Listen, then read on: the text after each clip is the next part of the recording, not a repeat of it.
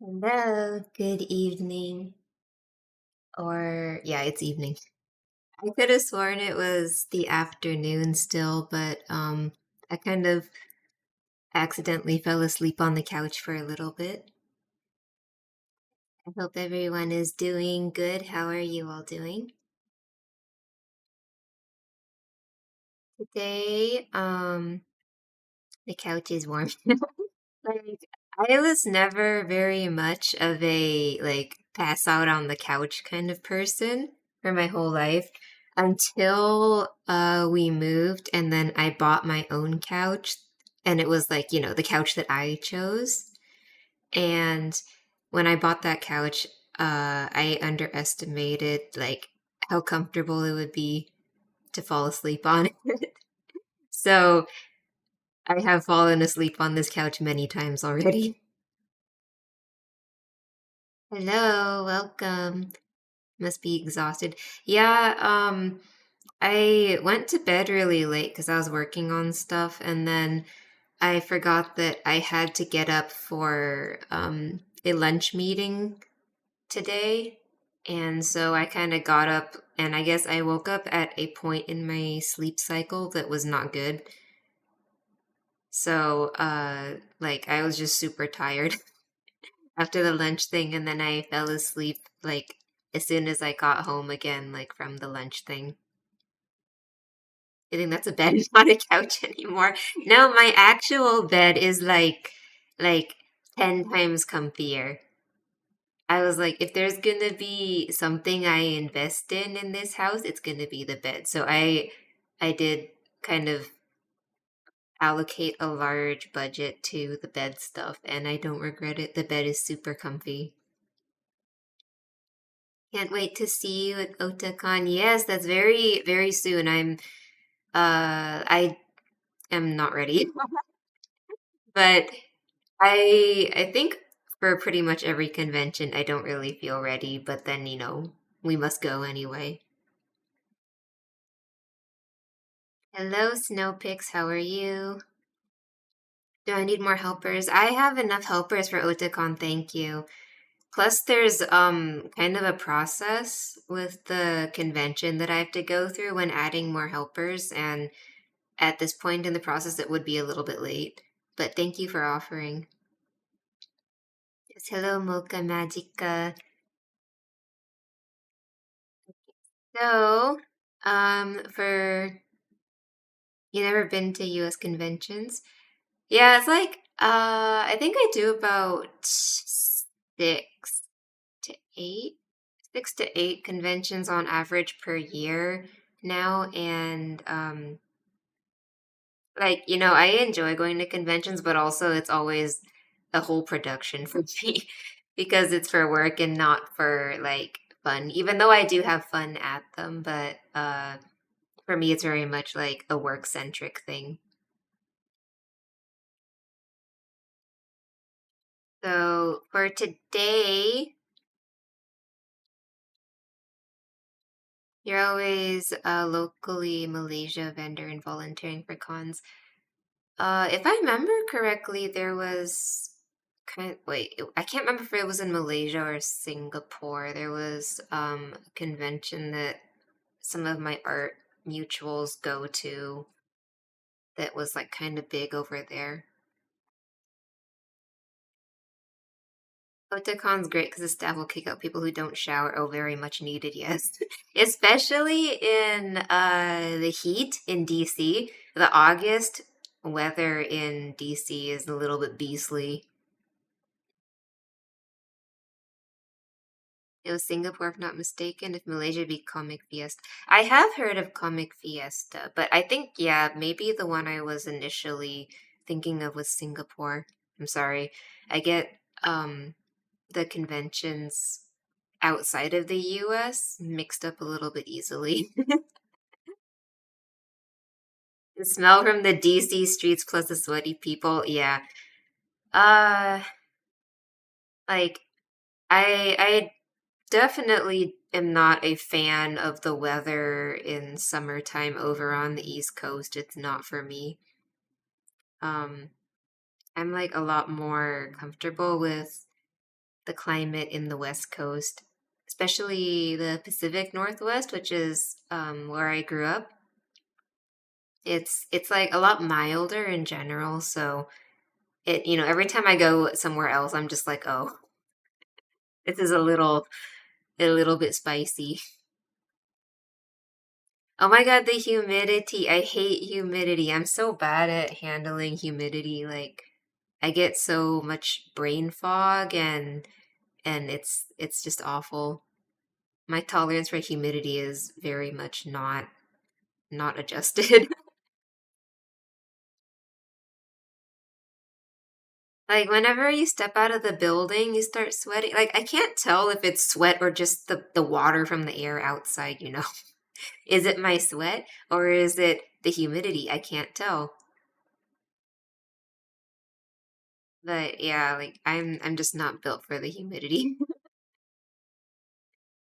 So hopefully if you guys are going to Otakon, I will see you there.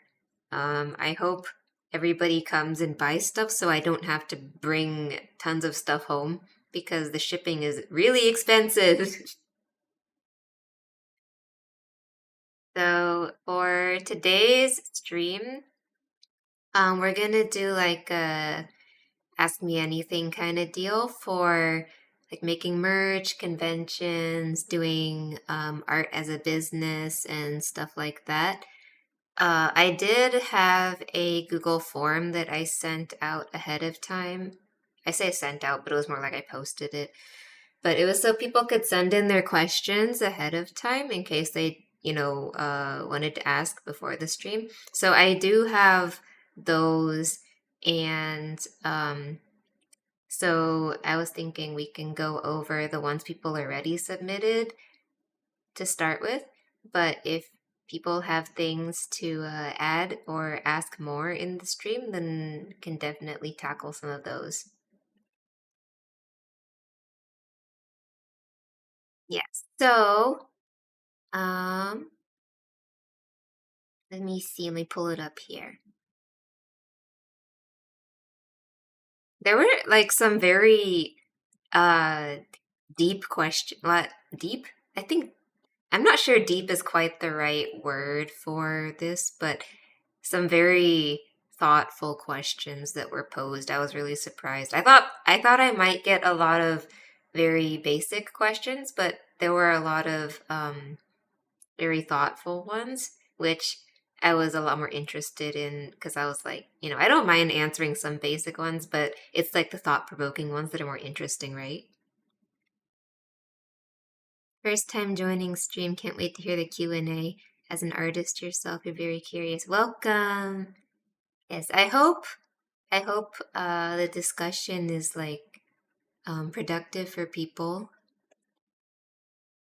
And of course, it's all just based off of my own personal experience and like my own opinions and feelings and all that. Because I think, especially in like doing art as a business, like things are very much your mileage may vary. Like there's so many like variables and it is so different for each person. But I think that, sharing information can help everybody like form their own like best way.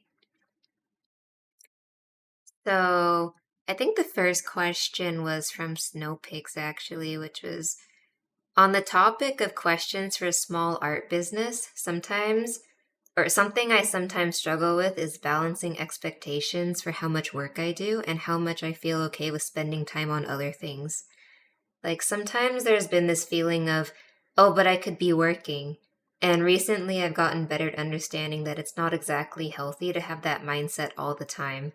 And I'm getting better at accepting that I've understandable human needs and wants and such, and finding out what is a sustainable work pattern for me. But I was curious, have you had struggles with this kind of thing? And if so, how did you go about balancing it as you kept developing your business? And maybe even how I feel about things now. Yes. So, this one it's like a very, very relatable question for me. Oh, hydrate. Yes, I'll hydrate. Thank you.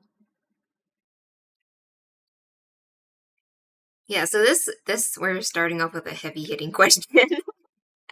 um, so when you start to do, I think a lot of artists can relate to this. When you start to be self-employed, to art working for yourself, um, like work-life balance and expectations, it's like it's so hard because, you start thinking about like, oh, the lines between your work time and your other time becomes very blurred because you start thinking like, oh, I could be productive right now. I could be working on XYZ thing right now that would help my business or, be quote unquote productive. And you start to feel like, oh, I shouldn't be spending time playing this game, or I shouldn't be working on this personal art because it's not productive TM. Or I'm afraid to go spend time on this activity that doesn't contribute to my work when you're like, oh, I could be spending that time developing this skill that will help my like art business and stuff more. And so this has probably been one of the longest standing struggles I've had to deal with. And like I constantly have to reassess it. It's always changing for me. As soon as I think that I have started to figure out a balance, something changes with my work or like my lifestyle, something um happens that I am like, okay, well I have to reshift my priorities again. And I think so it's like truthfully, I think no one ever really defeats this all the way. I think we all have to change and adapt to it constantly. And like even now, I tend to fall back into thinking, oh, I could be working like really easily. Um, and especially for me, I'm not sure how many other people this will apply to, but productivity is like an addictive feeling for me. It's like a coping mechanism. It's like when I start to feel overwhelmed or stressed or something about like, stuff in my life. Maybe some things feel like they're outside of my control. And for me, especially, the feeling of productivity of like, oh, I'm doing something right or I'm doing something good, I'm doing something productive. It feels like it feels like I am regaining control of my life in a small area or sector. Like it starts to feel like, oh, this is the one thing I can control in this situation that is like spiraling elsewhere. And in this thing that I can control, I know it's contributing to like helping me because it's like good, working, right? So it's really easy to form a very toxic relationship with working because of that. Hi. Hello. I miss you. Hope you're doing well. Yes, we're just going over work-life balance right now. How are you? So, my model's cute. Thank you. Uh, I don't have like a super sophisticated tracking system for it, but I'm really happy with it. I didn't make this one myself. It was another creator that I commissioned to do it for me. Um, oh yeah, so on the topic of productivity, um, I think with it feeling as much of a like mental crutch as it does, it like for me, I really have to like make like I have a planner and this planner is like if I don't put things down in this planner and like write down my tasks and stuff, they tend to float around my head and feel unanchored and like they're just weighing on me. So like writing them down and that like also allows me a chance to purposely plan and schedule like activities that are not productive, so to say, things that won't be like, oh, it's there's no risk of me turning that activity into something that I can be like, oh, this can be helping my work.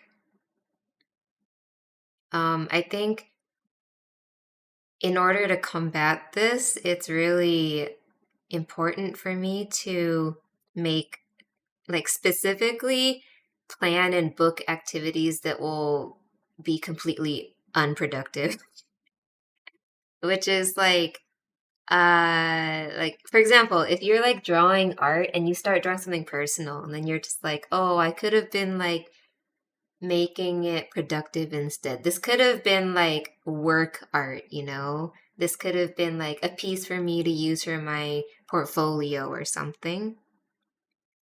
Um, so specifically, because that's like a huge pitfall, it's like easy to fall into for me. One thing I did to try to deal with that is I made another secret account, and um that art, like, it was a secret art account on like Blue Sky or something, and I told nobody. I didn't tell any of my friends. I didn't advertise it anywhere. I made separate like emails and stuff for tying to that account, and that is just for me to like draw and post my own like personal art on, that is completely detached from my other like work related stuff. So I like that way, if I post things on my main account, it feels like there's stakes, there's like, oh, because my main account is where all my work stuff is, right? So I start to feel like, oh, I could be posting this on my main account and, gaining from it. And so by making like a separate account, it's kind of like when people have a sketchbook where they don't post the pages from it online. It's like their personal sketchbook, right? So for me, that account that is completely detached from all of my other contacts and everything, that's just for me. It's like the space where there's no expectations from other people, and therefore I can't impose those expectations on myself. And that account is just for me to put like personal art on and like things like that. So there's it's like you have to make this conscious effort to create an environment where you're not able to connect your desire to work to the activity. And um yeah, so like that was the way that I was kind of trying to deal with it. And for me, it's like effective because although it's very tempting for me to post some of those pieces on my main account, I'm like, no, I can't. This is for my personal art account where I have nothing to gain from it except for my own personal like satisfaction, like my own introspective time with it. And then like likewise, I think like when I go to like botanical gardens, flower farms, things like that, activities where they're like touch grass things. But like I don't know, I find it like changing the environment kind of makes it difficult for me to be like, oh, I could be working instead of doing this thing. And another thing was sometimes even with like games, I would be like, oh, I could be streaming this game. I could be using this game as like inspiration or reference or something. Sometimes I would just not even tell anybody that I bought a game. So I don't have any like connections to it for work, and therefore I can only enjoy it in like my chamber. Yeah, and then sorry, this is turning into a very long answer, but I think if you still struggle with this feeling of like, oh, I could be working in this time, like maybe an easier way to transition that into do like having activities that are not related to work is if you channel your productivity desire into like side goals that are related to those activities. So you still feel like you're achieving something in those areas, but it's just not like, it's like on a different path from your work stuff. So, for example, um like when I go to like the flower gardens and stuff, I bring my camera and I like to take pictures and stuff, right? So my side goal sometimes with those visits is that I want to improve my picture taking and photography or something, right? And that's just in the context of I just want to take pretty pictures. Like this won't help whatever other work thing I need to do. So I still have like a goal of like, oh, I want to do this thing. And so I can still feel like I'm achieving something when I go do that activity. It's just the achievement is not tied to my work. And I think compartmentalizing like that does help me with dealing with the feeling like, oh, I could be working during this time instead. And I think one more thing is that it's kind of easy to surround yourself just with like friends and contacts that are in the same field. But I have like some friends that they're like not terminally online. And that helps because then, they have like normal TM lives. And so it kind of like being around people and spending that time with them sort of helps me like detach myself a little bit from the like, oh, I should be working kind of mindset because I've changed the environment and the context that I'm in for that activity. Yeah, with the photography example. Yeah, so it's like I think he just it just really for me personally it's separating the activities from the work as much as possible, which sounds I know it sounds like oh well duh or like it's easier sound it's easier said than done. That's what I mean. But it's definitely like a continuously practiced thing. Um I still struggle with it. It's like a constant thing, so I'm pretty sure my attitude about it will also continuously change. I don't know. Maybe I'll check in a year and have different opinions about how to handle it. Let's see. The next question was you've talked before about building relationships with manufacturers. What have you seen as key elements of a strong manufacturer designer relationship? So I think uh it's helped a lot hearing my perspective about this. Oh, I'm glad. If it is helpful in some way, then that's the best thing I could ask for from this conversation, I guess. So about the manufacturers, I think um a lot of people okay, let me see what people wrote first. That's why you're low key scared to go full time artist. You definitely feel like you'll just constantly think about making new stuff because if you don't, you won't make rent or something. You just stay being part time. Yeah, I mean, I think a lot of people will romanticize the idea of being a full time artist, doing art as your job. And I mean, maybe maybe that sounds kind of funny from me because I am a full time artist, but I think what I have learned is that it's not for everybody and um it's not because of a like oh you're not good enough reason necessarily. It's just some people will not be able to enjoy their art anymore if they make it their job. Some people's lifestyles or like their way that they handle work is just not compatible with what would be necessary to do art as your full-time job and like there's nothing wrong with that. It's kind of like when I first made the decision to start doing art full time, I was previously working in a very like a corporate office type of field in like computer science, IT development, like technology, that sort of thing. And um, it was like mentally excruciating for me, the structure of the work environment.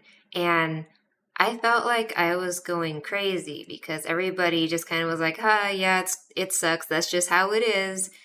And then I was just like, is this really a normal level of like mental anguish for for my career? Like I felt like I was getting gaslit about the level of struggle I was having with the work environment, or I thought maybe it was just the company I was with, something like that.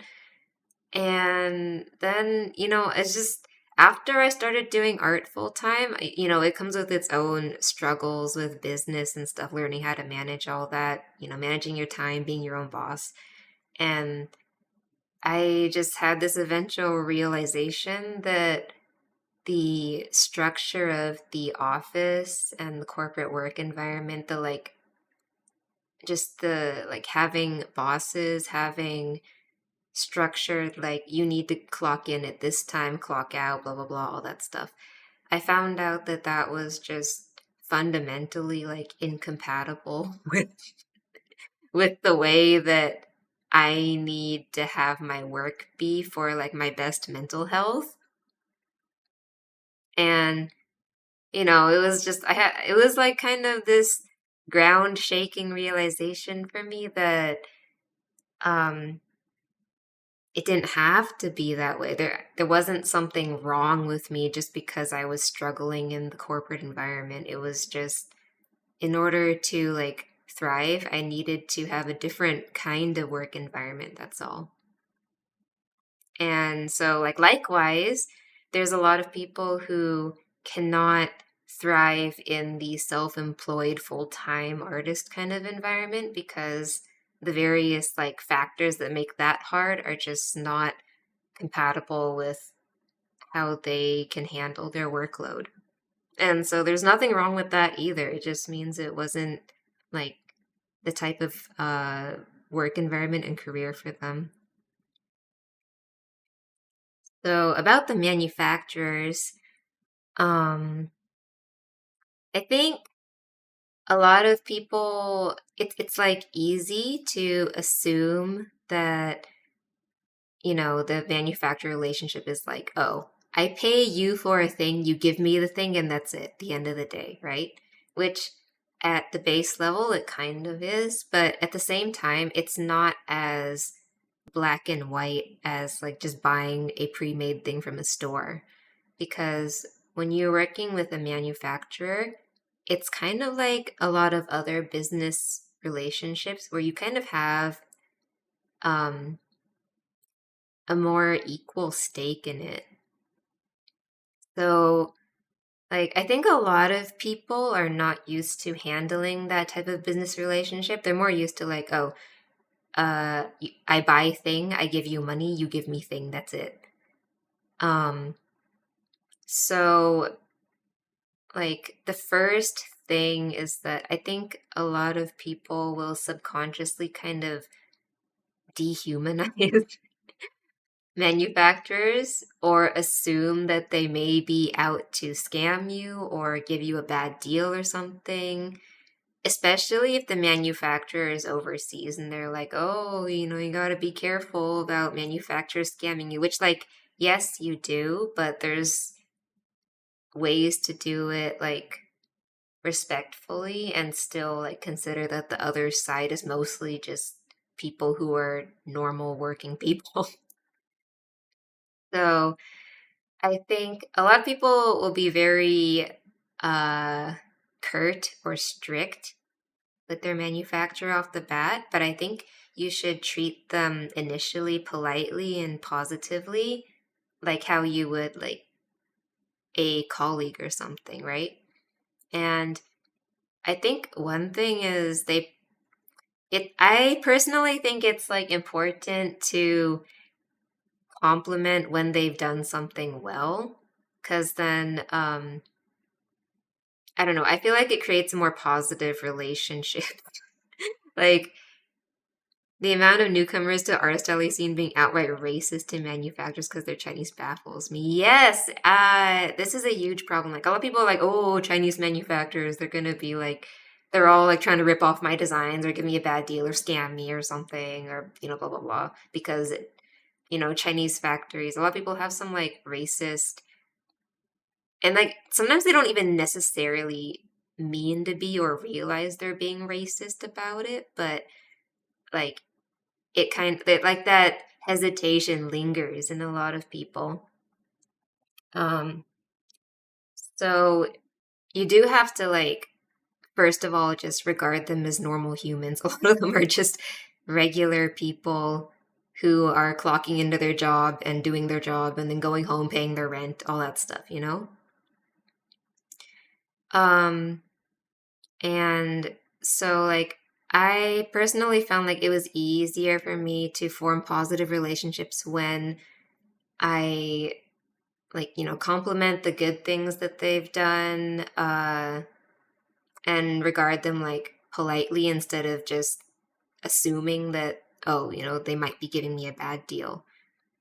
Um, and like, you have to realize that, like, as a person producing a relatively small batch of stuff, you're not that special. Oh, hello, Cap. Thank you for subscribing again. Like you coming in with your like, oh, I want to make a batch of like 100 pieces of this piece of merch, and a lot of people might expect they have like this expectation for a high level of delivery for that 100 pieces, and they're like, oh, well, I'm paying, you should treat my thing special because I'm giving you business. Like I'm the one giving you this job, so you should treat me like super well. And it's true that there is a certain like level that they should be treating you with quality, but you with your 100 pieces is like nothing, a drop in the bucket compared to like if they have a bigger client with a more major company that's doing like 2,000 pieces who doesn't have like all of these strict expectations.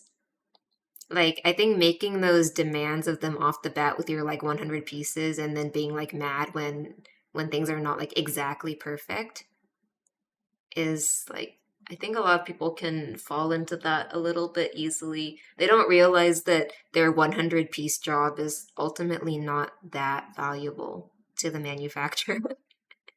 But what you want to do is prove with your 100-piece job that you'll have a lasting relationship with them where you want to keep coming back.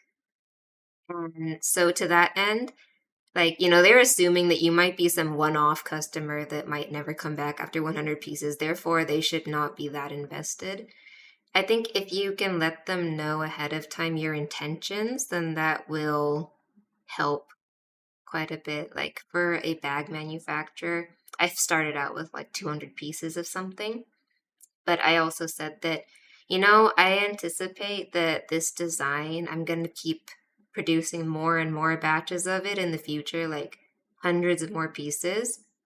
So, um, like because I let them know my intentions to keep producing repeated batches with them if the production went well, I was able to negotiate down the price a little bit with them. And also, because of that, they knew, like, after I did a few more orders with them, it kind of demonstrated that I was committed to that. And because of that, they are more willing to go through a few more extra steps with me or to, like, meet certain deadlines and stuff. Your pin and patch manufacturer did extra QA for you for some pins for your wedding because you worked with them for like 4 years and now you love working with them. Like 250 pins that are basically all A grade. Oh, that's amazing. Like, I think another thing is people forget that manufacturing tolerances are a thing. So, like, it's pretty normal to have, like, I don't know, 5% defect rate, 2 to 5%. Of course, it kind of depends, but like, people go like, "Oh my God, there's three defects in this batch of like 200 pieces. My manufacturer did such a bad job. They won't replace it. They won't compensate me." And I'm just like, uh, you know, they did promise you 200 pieces, but I think you kind of should just like let those three pieces go. I think part of the art of learning how to do business is learning how to like just take some losses and like expect them and be okay with it. Because, yeah, it's a loss, but you have to expect a certain amount of losses when you do art business. They're all handmade goods. Sometimes there's flaws. Yeah. I think another misconception people have is that, like, oh, it's a factory, therefore everything is machined. And although a lot of the process might be machined, um, everything is ultimately like there's some handmade element to some part of it, no matter what.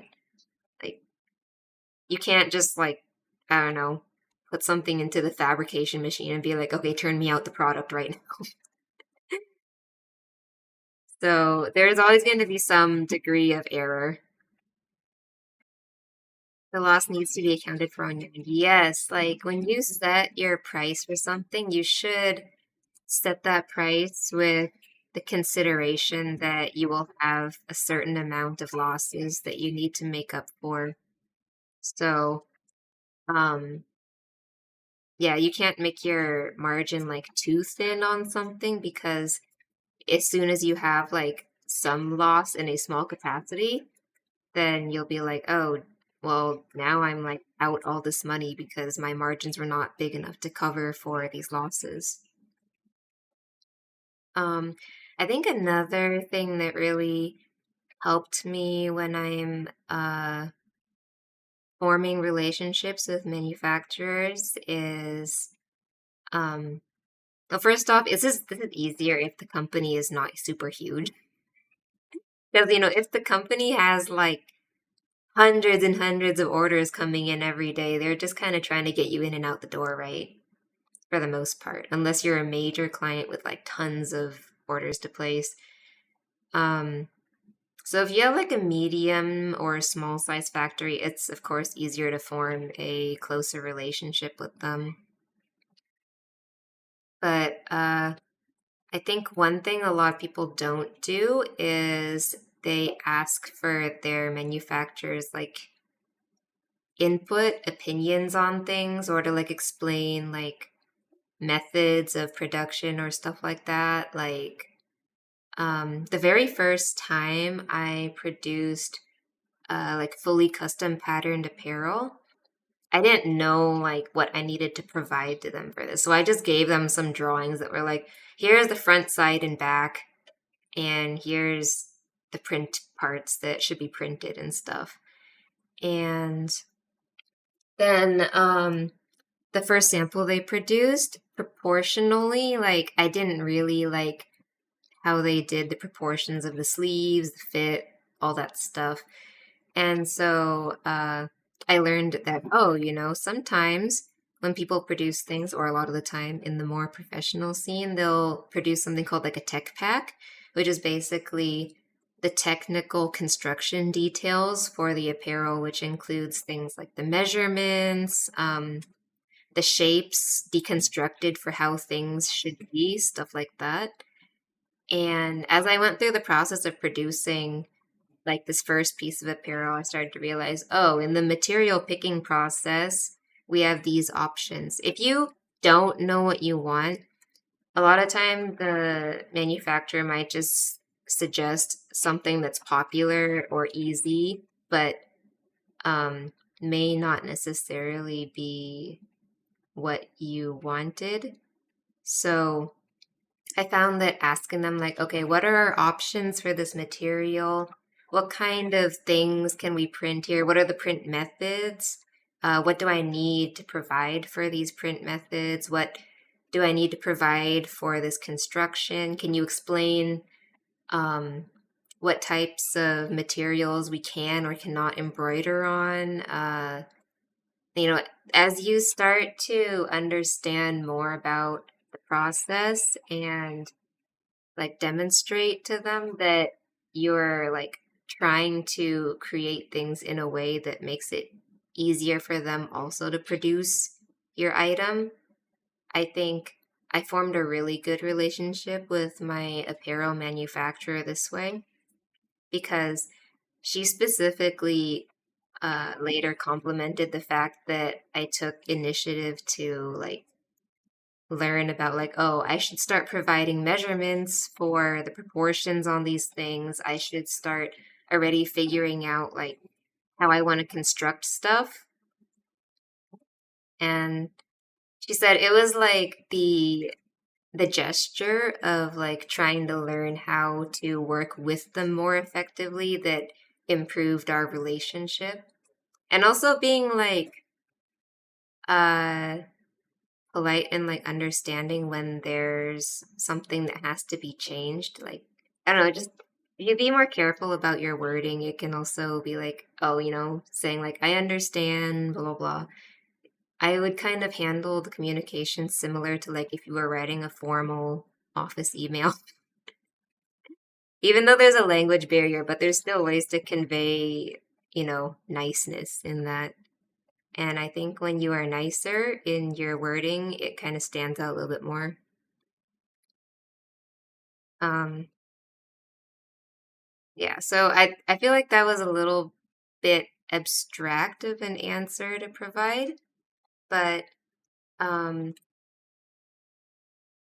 like I can't say for sure, like, oh, that saying this yields this result with your manufacturer, but I think that if you continue to like make an effort and show them that, you're being sincere, then you'll eventually kind of figure it out.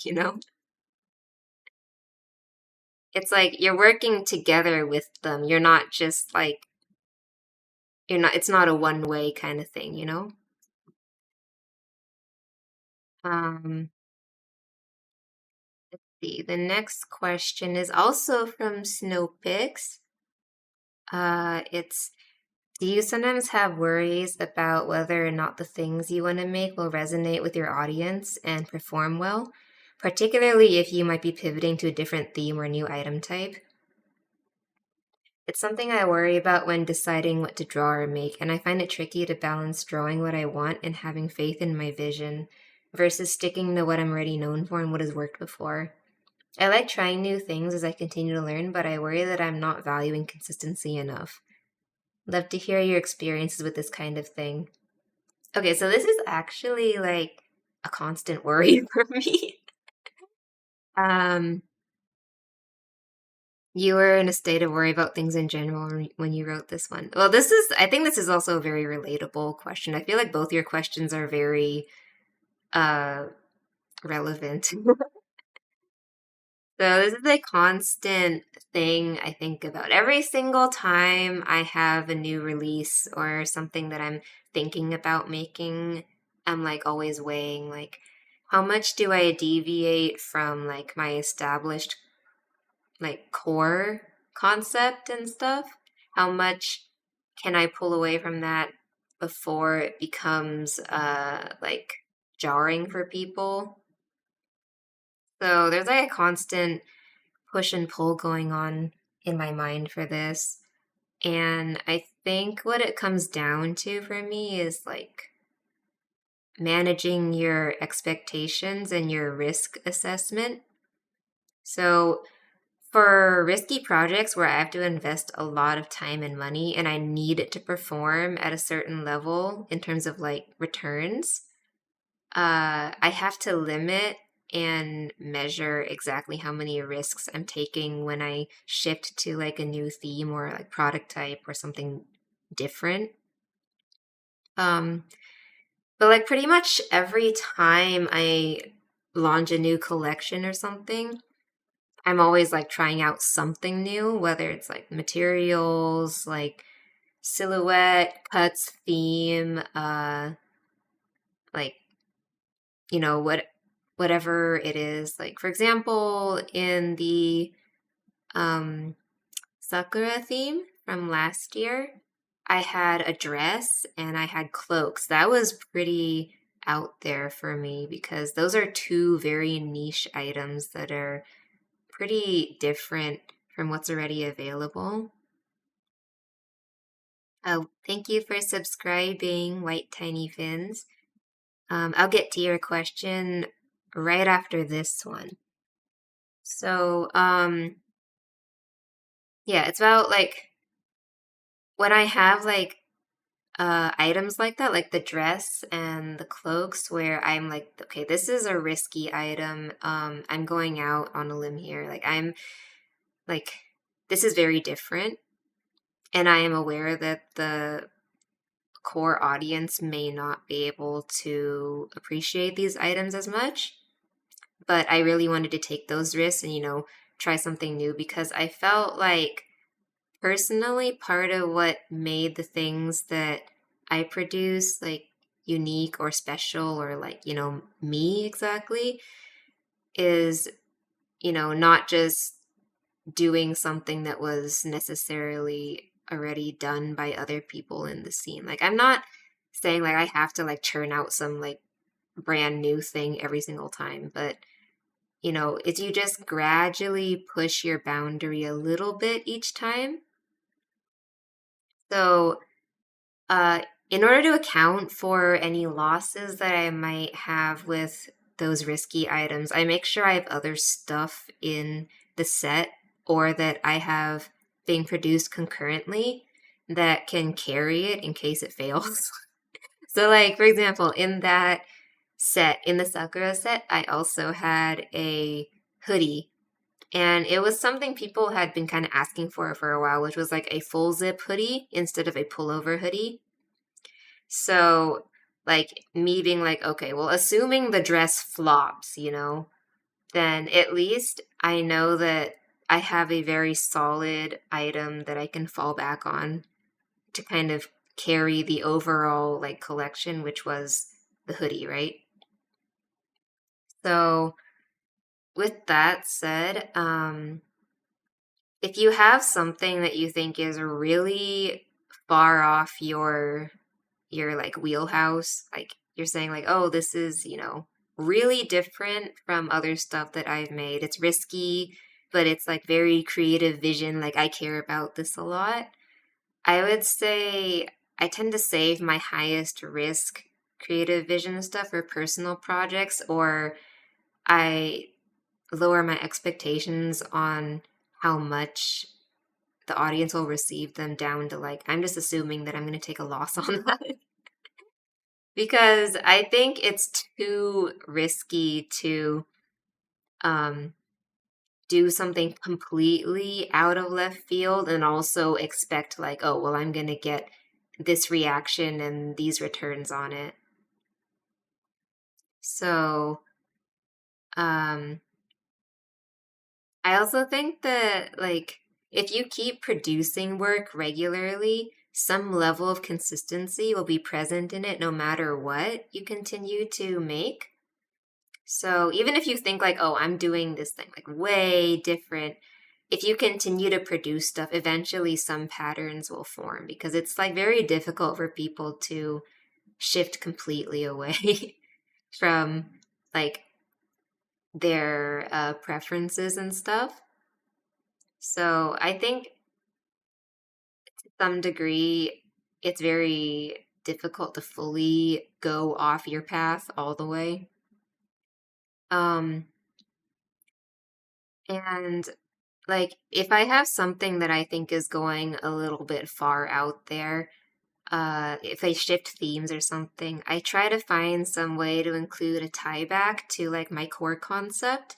So like for example, my color scheme or like include like my bunnies and stuff somewhere in the design. So even if like for example, rhythm gamer stuff, um rhythm games are not inherently like attached to my core like concept and design with like bunnies, pink, mint, stuff like that. But I tried to find a way to still make it like related to my established image by making the color scheme like just a more saturated version of my pink and mint thing going on.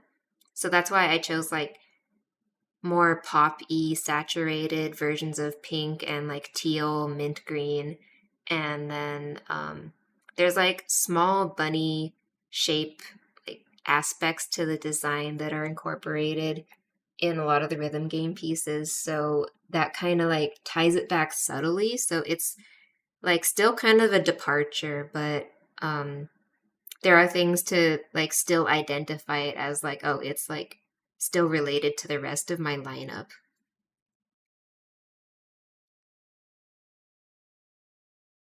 You didn't think too much before about how there's creative ways to like that to tie things together still. Yeah, um it's like my way to still have like departures from my norm, but uh like make it so I don't feel like I'm locked into doing just the same thing over and over again, but it's like variations of like callbacks to like my core concept. And honestly, like sometimes being like, oh, I need to include these callbacks to like my core design, like colors and stuff. Sometimes that can feel kind of limiting, but in the context of doing like a high risk project that's expensive, it lets me explore stuff without being like too samey. Um, and eventually, if you keep taking on small risks to like incorporate new things, eventually those things won't be like, you'll be able to discern like, okay, this worked and this didn't work. Those new things will eventually be recombined in your work into something consistent. So, like, if you just kind of do it gradually and make like measured risks, then you can continue to like try new things without like, blindsiding people. And so I think the way that I personally grow best is like making those small increases in my range that way. Because like I do think that being stagnant is like one of the worst fates for like a creative person. Like, being stagnant is like dead ending, right? It doesn't feel good and you start to feel like, oh, how can I escape from this hole? So I do think that like trying new stuff and new themes, stuff like that is important regularly. It's just about, for me, it's about doing it in a measured way that I can like do it gradually. And if I do have something that's like really out there, then I will not attach expectations to it. Okay, let's see White Tiny Fin's question, which was, are there any tools or software you see no one else uses but find it super helpful in producing and managing your work? Uh, honestly, no. I think the tools and stuff that I use are actually very, comparatively speaking, low tech. Or they're not very like the way that I use these tools not particularly sophisticated. Like for example, when I'm making logos, print assets and stuff, the correct thing to do would really be to make vectors of them in Illustrator or something. But the secret is I don't actually know how to use Illustrator very well at all. And so I just make these humongous sized raster images in Clip Studio, and then I like go to Illustrator and I go like image trace later.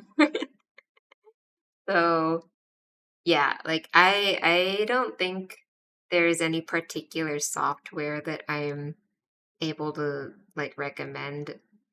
And a lot of my early sketches and like design concept sheets and all that stuff, I don't really use like modeling software for it myself to like mock things up. I just kind of draw sketches on paper and like on my iPad and like on my computer on Clip Studio.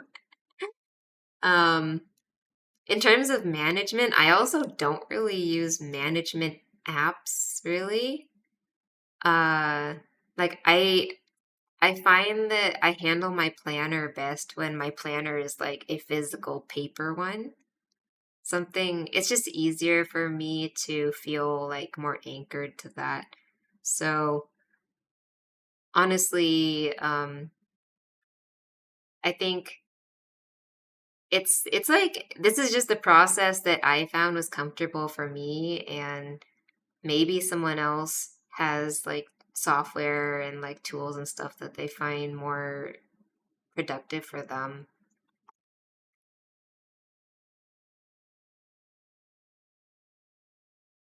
You feel quite bad creatively if what you're doing feels like it's too much of the same. Yeah, I'm glad if that helped you.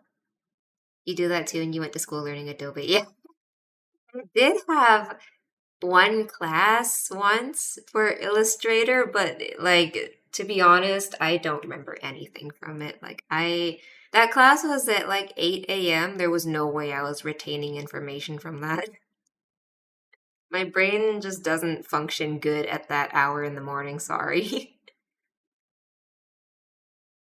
I'm sure there's like, maybe some industry professional TM might be horrified that I'm doing things the way that I am, just drawing stuff in Clip Studio and like on paper and whatever. But at the same time, we had this was the way that people did things for a period of time before we had more sophisticated software for managing it.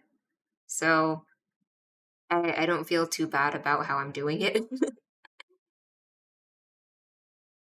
But I don't think there's anything wrong with like using some software to help you like manage your tasks or whatever. It's just I didn't find it I didn't find a need for it for myself, is what I should say. It didn't fit into my workflow, but it could for someone else.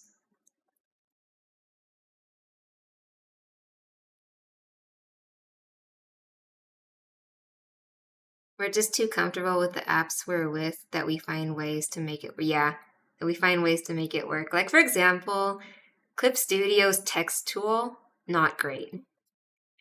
Everyone always complains, like, oh, the text tool in Clip Studio is kind of like doo doo, butt cheeks, whatever.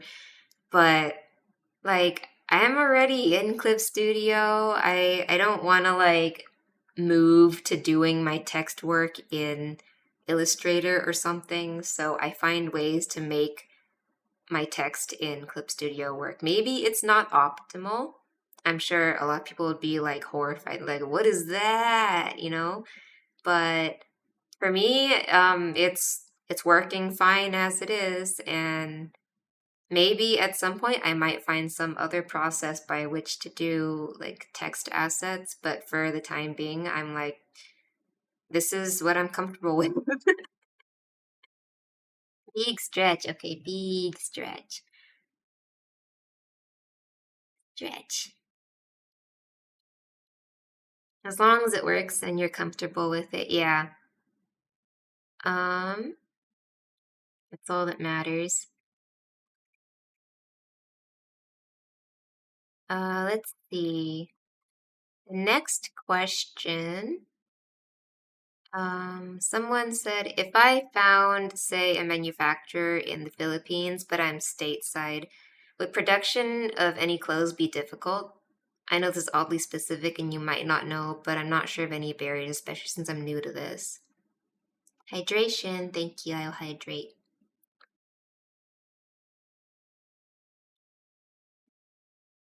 So, um, although I frequently produce things overseas, I don't personally have experience with manufacturers in the Philippines. I'm not entirely sure what the apparel production industry is like there. Uh, like in comparison to say China or like Vietnam or India or the US, I can say with a lot of certainty that the apparel production industry in China is much more developed, a lot better equipped with better tooling, experience, stuff like that than America, for example. But I have no idea what it's like in the Philippines, so I can't make that direct comparison. Um, I also don't know exactly what type of apparel this person is asking about producing because, for example, like if we're just talking about printing on blanks, blanks are like pre-made blank t-shirts or hoodies or other products that are pre-produced and then they're meant to be like bought and then just printed on, and then you can like market them as your company's product. So there's that type of merch production for clothes. There's also the kind that I primarily do now, which is custom patterned stuff, which is we don't use blanks. We construct a pattern from scratch, and so that way you can have a lot more freedom, and but it's a lot more complicated obviously because you have to figure out measurements and all that stuff. You can't just like buy a pre-made t-shirt to print on. So if the person is talking about like producing clothes that are basically printing on blanks, you can do that like anywhere. And that would not be difficult at all. Like that's one of the most simple forms of clothing production. But if they're talking about custom pattern stuff, I'm not sure what the scene is like over there. Um, like if you don't know how to create your own tech packs and stuff, you probably want to work with a factory that has experienced like contractors or in-house employees that can create tech packs, are knowledgeable in like pattern creation and material selection, stuff like that to help guide you. Um, the easiest way to determine that might be to get a sample pack from them or to see like their catalog of things they've made for other clients. And you can kind of start to get an idea of like, okay, this is what they're capable of.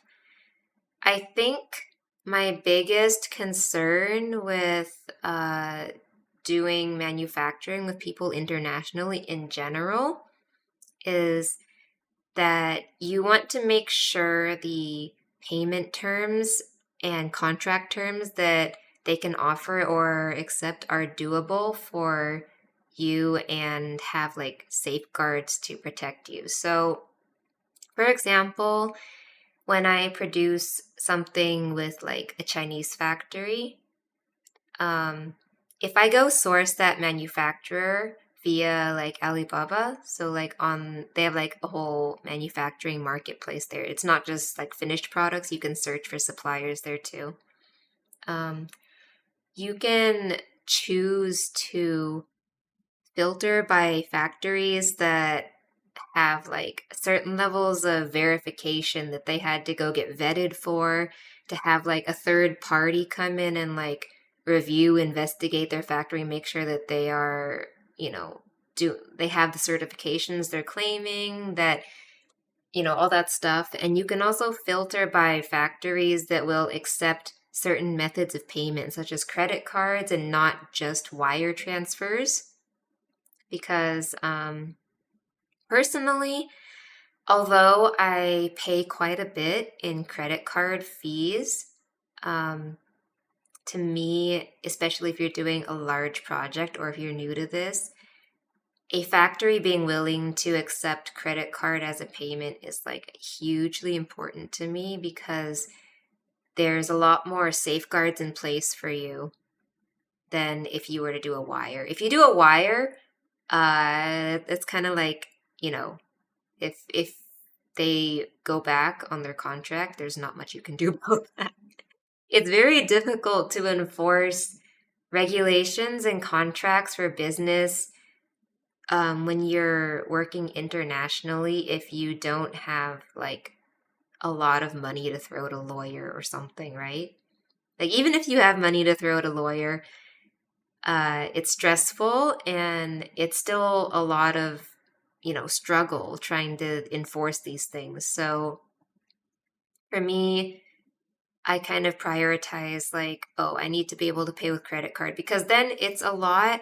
easier for me to initiate like chargebacks if necessary, or like if there's a vetting system in place that kind of lessens the risk for me in the first place. So, you want to make sure that whoever you end up working with overseas has payment terms that you feel secure with. You don't want to just like hand them all the money up front via a wire and then it turns out like, oh, they didn't deliver on the thing, and then you have absolutely no way of like, chasing this problem. So, yeah, I think that would be my number one like thing be wary of when working with a new factory like internationally when you're stateside. That's like I think a barrier that not a lot of people would think about at first, but it is really important to protect yourself.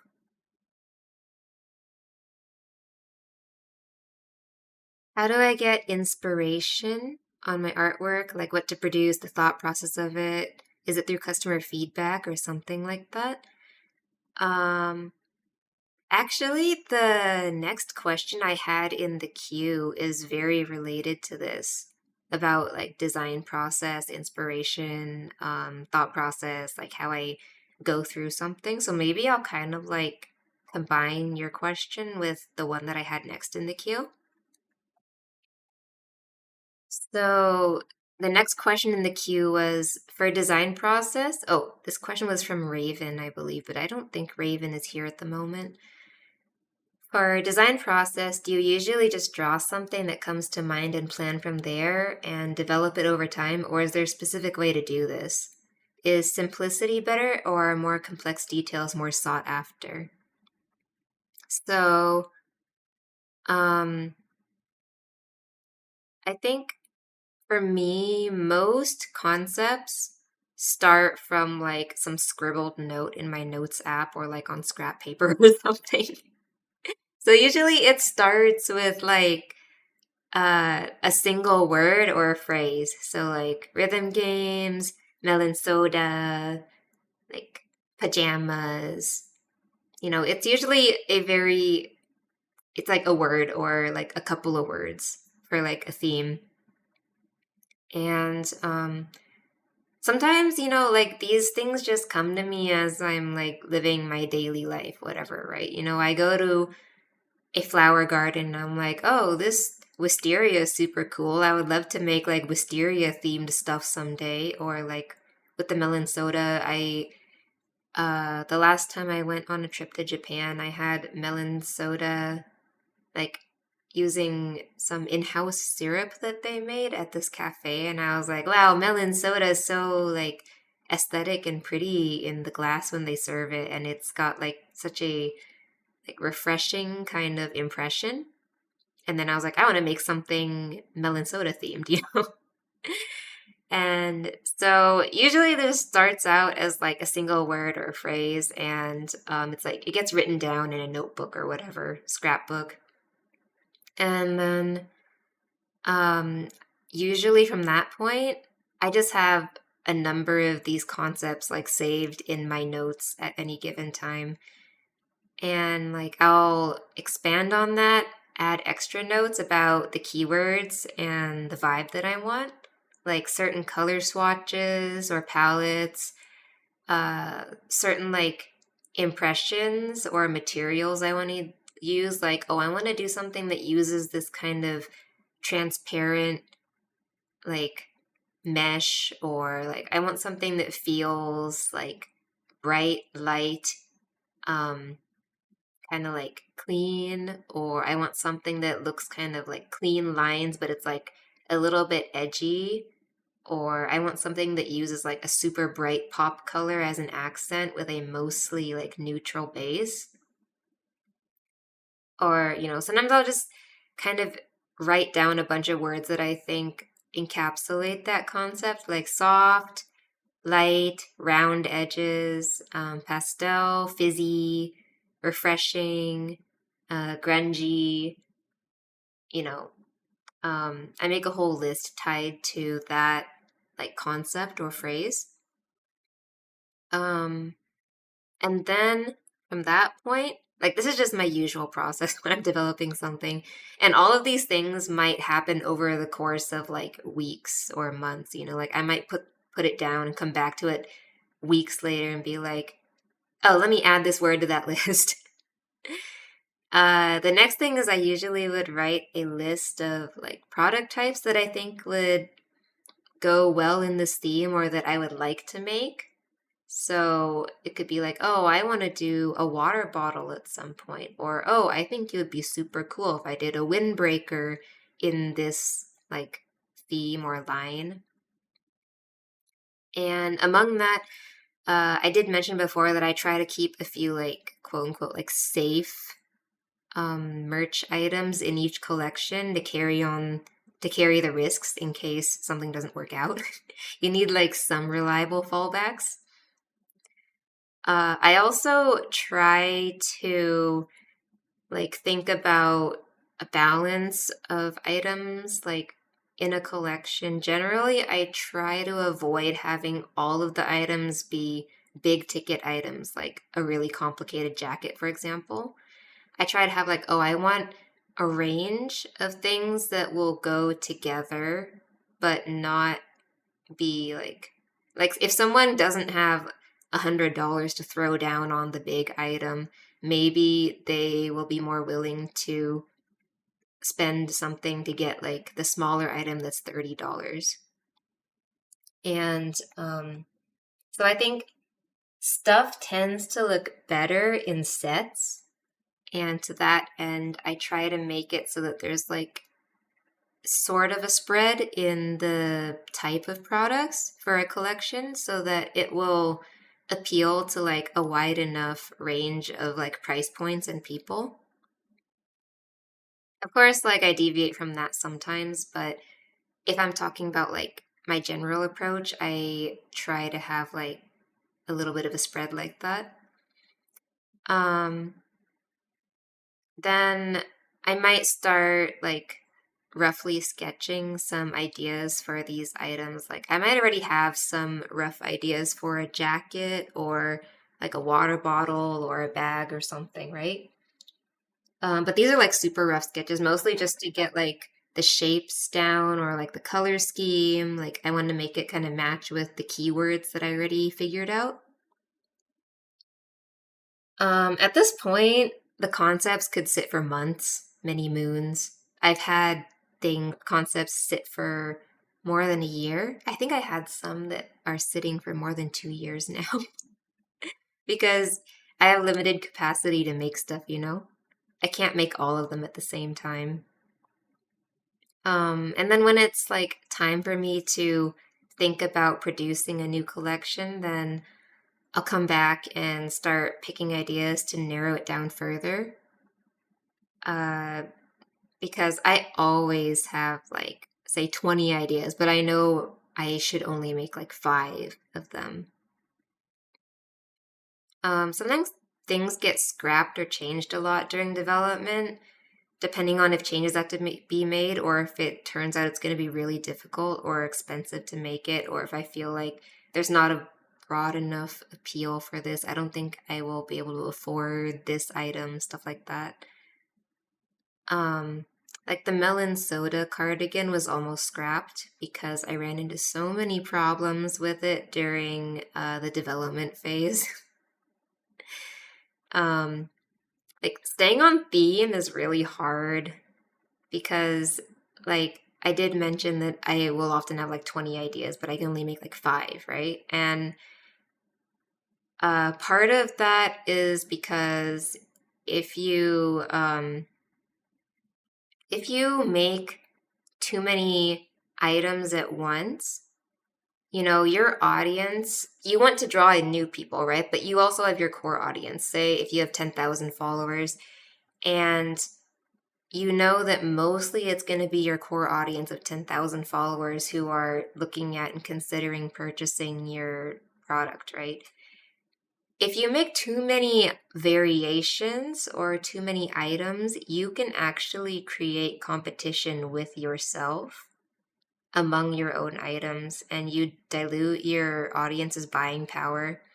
So instead of like having 3 items that do really well, you end up making 6 items that just kind of do okay, which is a lot of extra like loss and risk you take on for like almost no reason. So it's like you want to make sure you keep these things in mind. Like, okay, I know that I can't stretch my audience too thin with this, so it would just be a lot of extra cost for me to make 20 items instead of like 10. Uh,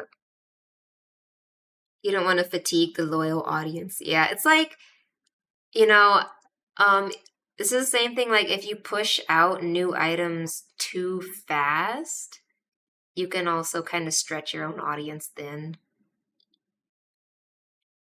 Hello, Dulcet, how are you? You're still mad on behalf of me over the plastic in the bags. Oh, are you talking about the melon soda bags that had the stains? Because I was pretty mad about that. Like, um, with that manufacturer, I kind of already had them on probation, sorta, because they had been slipping for a while with some other orders I had made. And I was like, if you guys don't get it together, I'm dropping you and finding another manufacturer. Like, sometimes you have to stand your ground like that. And they kind of like bungled that a little bit. And I was like, look, if you don't fix this on these exact terms that I am proposing here, I will drop you and find someone else because this is not acceptable. So, um, see, where was I?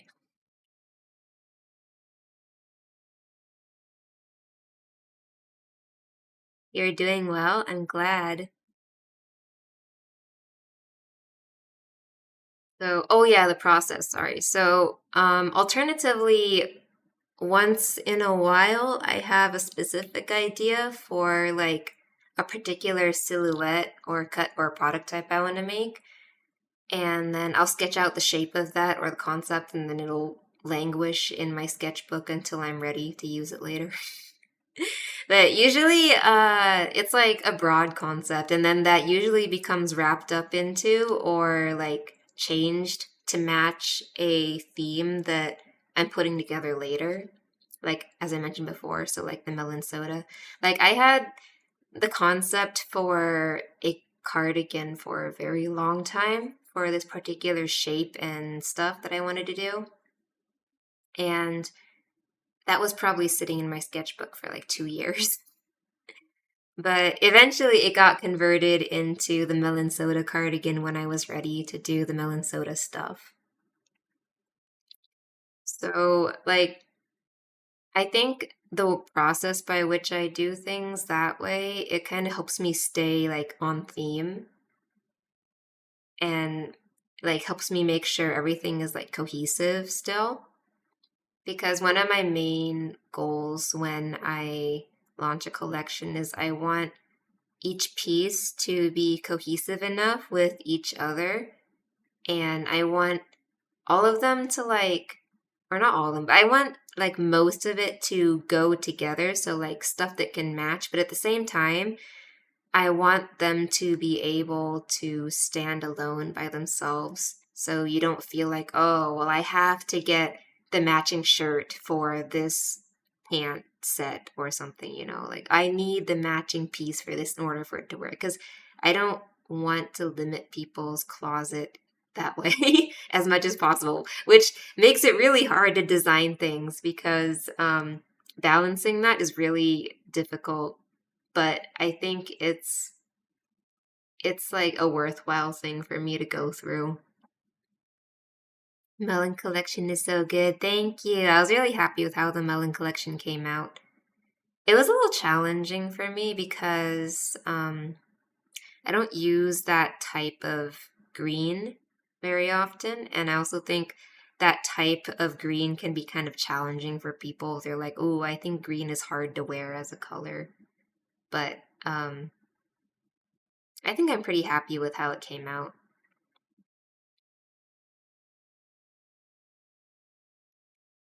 good about that, honestly. It's like a good gotcha where you want your favorite really bad, but you'd also be happy to get everything. Really glad if you feel that way. It looks refreshing and cool. It's a nice green. Yeah, oh my God, I struggled so hard with the color selection. I was like staring at swatches going like A or B. It's like when you go to the eye doctor and they're testing and they're like one or two, one or two, and you're like, bow. But you can only pick like one or two, right? So that's kind of like how I felt like when I was trying to pick color swatches for things. Um, as for the second part of the question, which was like simple versus complex items, it was about whether I think simplicity is better or complex details are more sought after. Um, I think there's an audience for both. I think that it really depends on what you're trying to achieve here. So I think it's really important to consider why you're making something and why you are making it a certain way. I think that a lot of people can find it easy to just like make something for the sake of making it without intention. And if you're making something just for the sake of it and it doesn't do well, I don't think you can get too upset about it. Like I think a lot of people like they spend a lot of time making something just for the sake of it and it's like very personal and then it doesn't do very well and then they get like real mad about it, real upset, torn up, be like, "Oh, no one likes my stuff.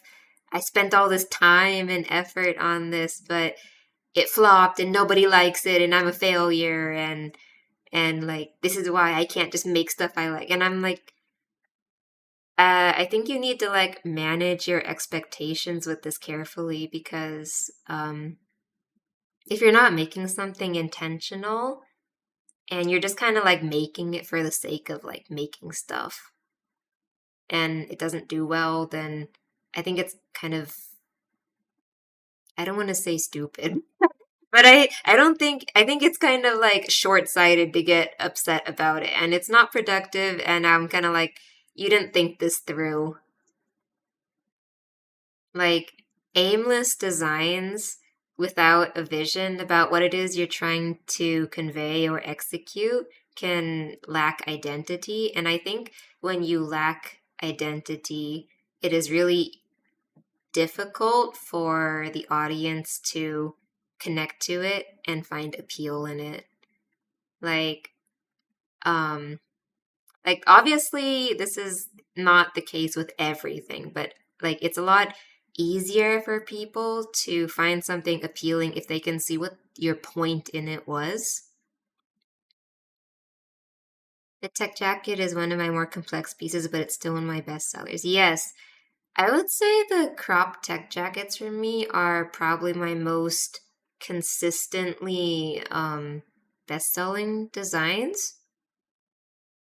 And like uh it's actually, it might be kind of like one of my more iconic ones too, because when I get contacted about like business deals and like stuff like that, collabs, things like most of them are because they were like, oh, we saw your tech jacket. And it was kind of like a landmark piece for me.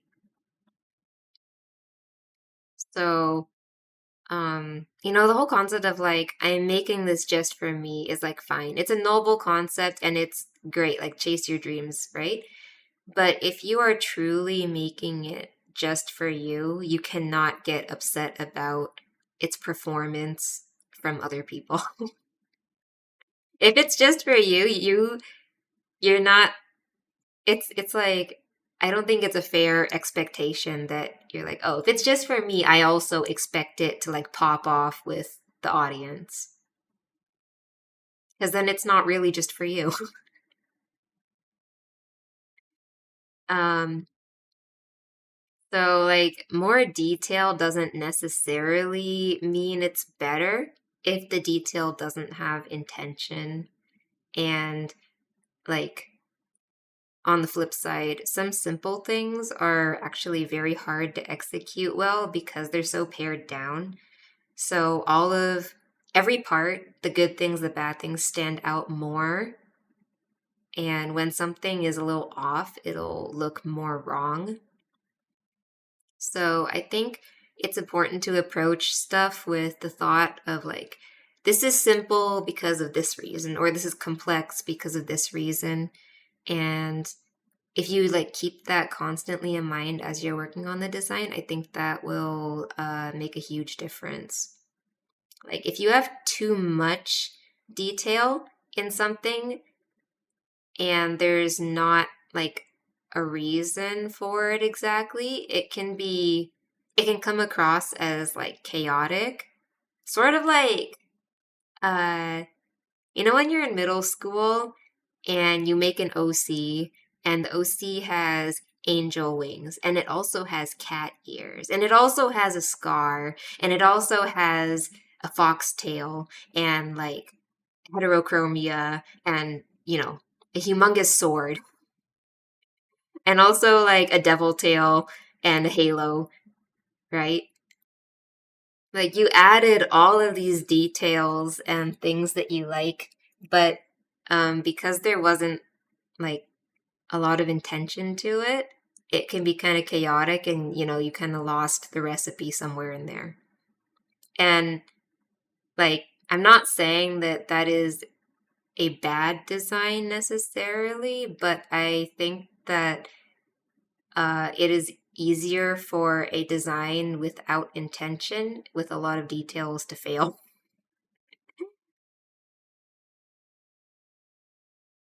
Less is more, they say. And but by the same, not same token, but like on the other side of this, if you have something that is a very simple design and it's minimalistic, you can start to run into this problem or question of like, well, what makes this thing different from the other things that are also simple and minimalistic? Like, what's making this thing like unique? What is the purpose behind me making it simple and pared down in this way? Because if it's like really simple, it's very easy to be like, oh, well, in the end, this is kind of like all the other things of this type. So, like, there's like both sides to this equation, and I think that both simple and detailed are like valid approaches to something, but it's all about being intentional with it. He suddenly thought of SpongeBob and his Sunday. Oh no, I remember SpongeBob's chaotic Sunday. So yeah, I think audience and intention, like how you intend to present something, matters more than whether it's just simple or complex. Um, the next question was, when applying the artist alleys, do you need a bigger portfolio to increase the chances of getting in? And so first of all, not all artist alleys are juried, which means the juried process for artist alleys means they like do a portfolio review kind of. So we're assuming that you're applying to a portfolio review artist alley. Um and I also think this comes down to intention basically. So I think you want at least 10 to 20 pieces to show in your portfolio when you apply to an artist alley because otherwise it looks like maybe you don't have enough stuff to sell. But if you have a very specific niche or very few specialized big items, technically it could work. But, we're just going off the generic assumption, then I would say you want at least 10 to 20 pieces that you can show. Um, your portfolio will probably present better if it's curated well with a moderate level of pieces. So, like, if you have, say, like 4 fandoms that you draw for, and you have like 5 pieces from each fandom to show, then I think that is a pretty good spread for portfolio for applying to Artist Alley. Um, like you don't want to have just a bunch of random unrelated stuff that's like not connected to each other at all, because I think presentation really matters here. They want to like, people looking at your art portfolio for Artist Alley are not spending like 30 minutes on each portfolio. They kind of want to be able to understand it quickly, right? It's kind of like applying for a job. And so you want to do your best to make your portfolio like easy to understand from the get-go. Like, this is my stuff that I'm offering. I want you to understand, like, this is my type of art, my fandoms that I'm catering to, or like the type of content I'm making if you're doing original art. I think the exception to that would be if you have a very unique, distinct style that is really evident across a bunch of different pieces for your work. Hello, welcome. So say like if your specialty is like doing traditional brush style painting, but like doing traditional brush style painting of different anime series that are popular, then you could have like 20 different fandoms and like one piece from each, but they all still feel cohesive because the style is very like distinct and unique across all of them. Yeah, so I think, just throwing 50 pieces at them is not necessarily going to increase your chances, but you want to have at least 10 to 20, and you want it to be like curated, is what I believe. With that said, I haven't done like the Artist Alley side of conventions in a while. Most of like mostly what I do now is in vendors and exhibitors, which still has its own like, I think the same kind of thing still applies, but I haven't been through an Artist Alley jury process in a couple of years.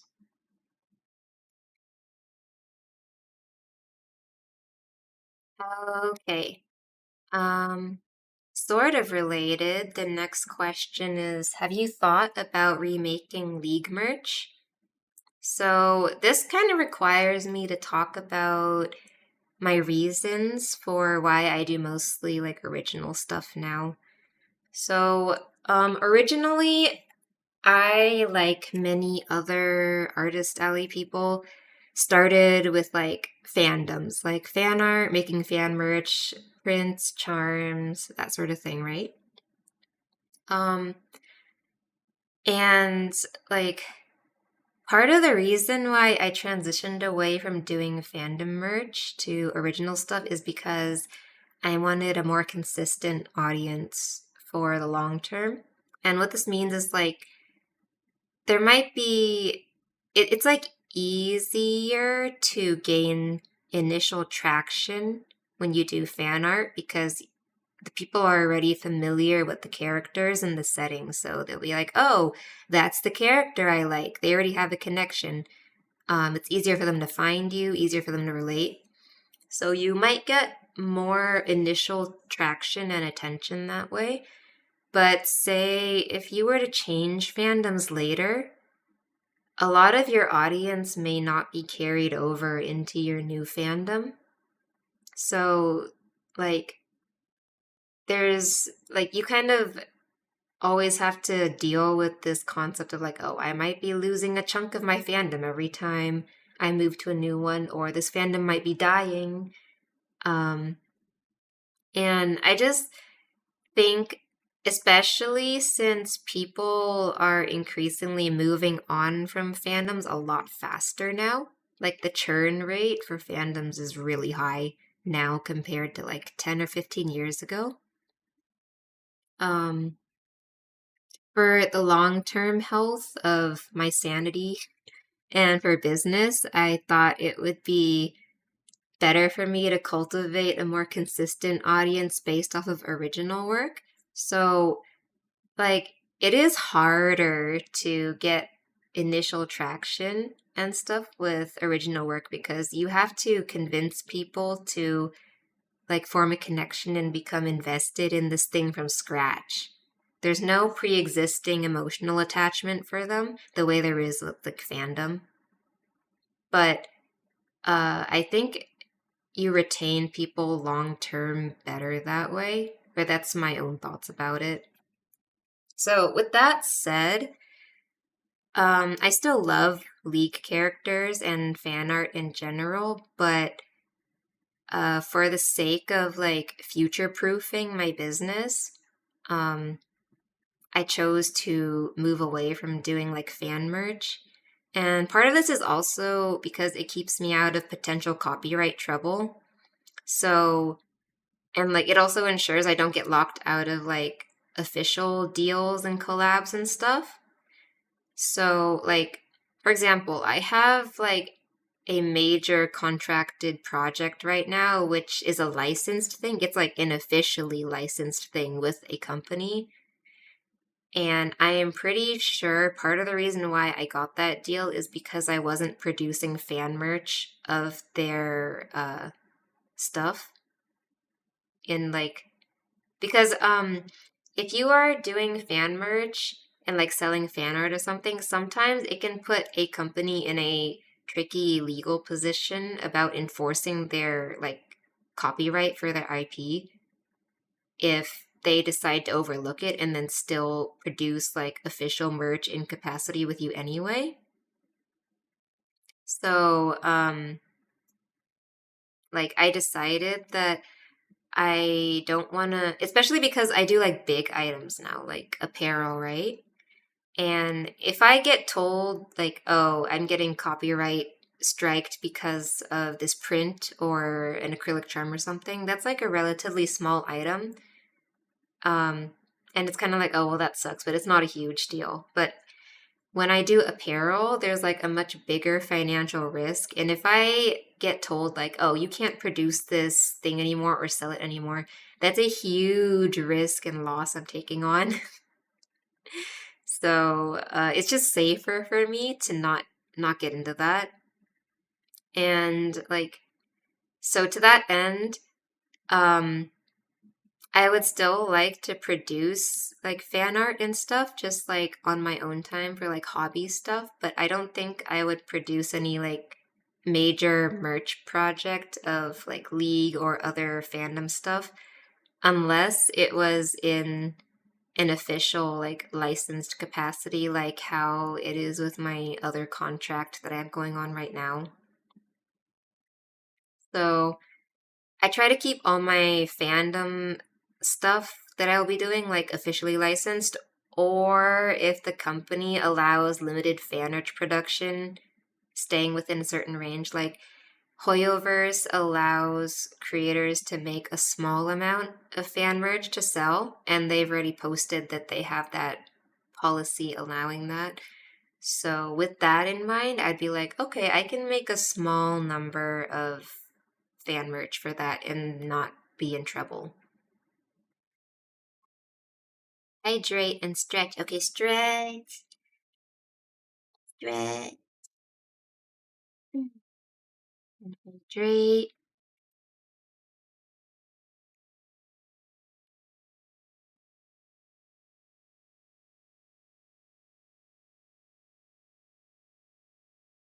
Okay, the next question is what do you think is the most difficult soft and hard skill to learn when doing merch, art business, conventions, when starting off? So, I think that a lot of artists are already very technically skilled in their craft. And a lot of them are will like focus on that as like, oh, I got to improve my art and that's how I'll find success, which is like not totally wrong, but I think when you're doing like business conventions, merch, a hard like a hard skill that a lot of people will overlook and it's difficult to pick up is accounting. like finance, accounting, um, like managing your money and organizing stuff. There's a lot of paperwork and math and numbers that come with doing business, which is unavoidable. Doing business means being organized about all that stuff. And um, I think a lot of artists probably struggle with making their art business successful because this back end stuff is like a stumbling block for them. They don't like it. And so they deprioritize it and then it becomes a problem because, they're like, oh, I just want to draw. I just want to make stuff. I don't want to worry about numbers and finance and calculating things, which, like, yeah, I get it, but you can't avoid it. And, like, presentation, I think, like marketing and presentation, I think I'm not sure whether this counts as a soft or a hard skill. I think it's kind of both, but I think there's a lot of artists who will like focus on just creating their piece or their product and then kind of be like, okay, well, let's just throw it out there now. And they don't put any or enough effort into marketing it or presenting it. And I think that's another big mistake and something people struggle with because, like, if it doesn't matter if your work is great, if people can't see it or find it, or if they have a difficult time like browsing it,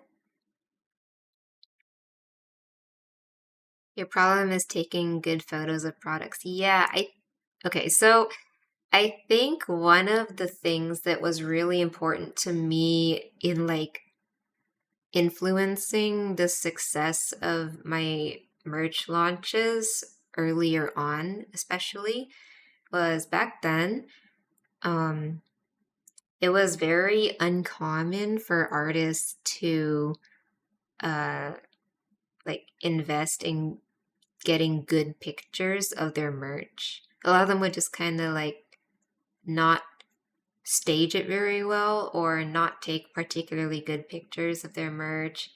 And at that time, I chose to hire like a photographer friend to take some merch pictures for me. And I think that made a huge difference. And nowadays, it's a lot more common for artists to like get actual nice photos taken or spend a lot of effort on staging their products and stuff for like merch photos that they take themselves. And I think that the presentation is really important there. And if you don't have good presentation, even if your product is great, it doesn't look appealing. I think another part that people really struggle with when starting off here or even continuing is managing communication or like talking to customers. So, like, we all know that there's a lot of cases of like artists not communicating with their clients, ghosting them, whatever, things like that, not giving them updates or not handling emails. Like, if they get overwhelmed, they just kind of like stick their head in the sand and try to like fix everything silently instead of communicating. This is a very common problem I saw happen with a lot of like Kickstarter projects. Like people getting a little bit too deep and they don't realize that it's going to become overwhelming and then like they end up pissing off their entire like customer base because they didn't answer their emails because they got overwhelmed. Or like when people go to conventions and like I get it. I'm super introverted actually. But then they're like, "Oh, I'm just going to hide behind my table at the con. I'm not going to talk to people. I'm going to like eyes down just be on my phone the whole time. If people want to buy something, they can approach me and like I will have minimum interaction." Like, some people I guess that works for, but like I think Uh, it's a important skill to be able to know how to read people's body language, evaluate, when and how to engage when you're talking to like your clients and customers and stuff. Um, but like at the same time, you don't want to like scare away like the nervous customers who are approaching your booth. So it's like I think learning the balance of the social skills there is really difficult for a lot of people actually, and it's also difficult to learn just because there's no concrete path forward with it. You can't be like, saying or doing this will give me this result. It's only like experience that really teaches you that. Um, and like for example, I have had helpers at conventions, right? And I have had many helpers throughout the last couple years. I have found that just because someone is eager to help you at your booth or your table doesn't mean they will be good at it. You need someone that will like, match the vibe of your brand that you're trying to sell also. But at the same time, like I've noticed that some people were really bad at like talking to customers, handling transactions and stuff, and or just various other things like that. And it's like that's not easily teachable. And I think a lot of artists might also struggle with something similar. So it's like I think when we think about good communication with people, to the people who are good at communication, it feels very obvious about this is good, this is bad, you should do this, you shouldn't do that. To the people who are not good at communication, it feels like you're looking at MC Escher's like staircase of like what do I do here? What do I solve here? How do I do that? So it's easier for people to be like, oh, just have good communication. But good communication is actually difficult to learn and to teach. So I think that's why I would rank it like one of the most difficult soft skills. I think having retail experience will help you immensely. I think it would benefit most people to have a retail job experience at least once. Um, so then the next question. This was your question? Oh, okay. I'm glad that you found that one interesting as an answer. The next question. Oh, wait, no, I have one more thing to add to that one before I move on. Sorry.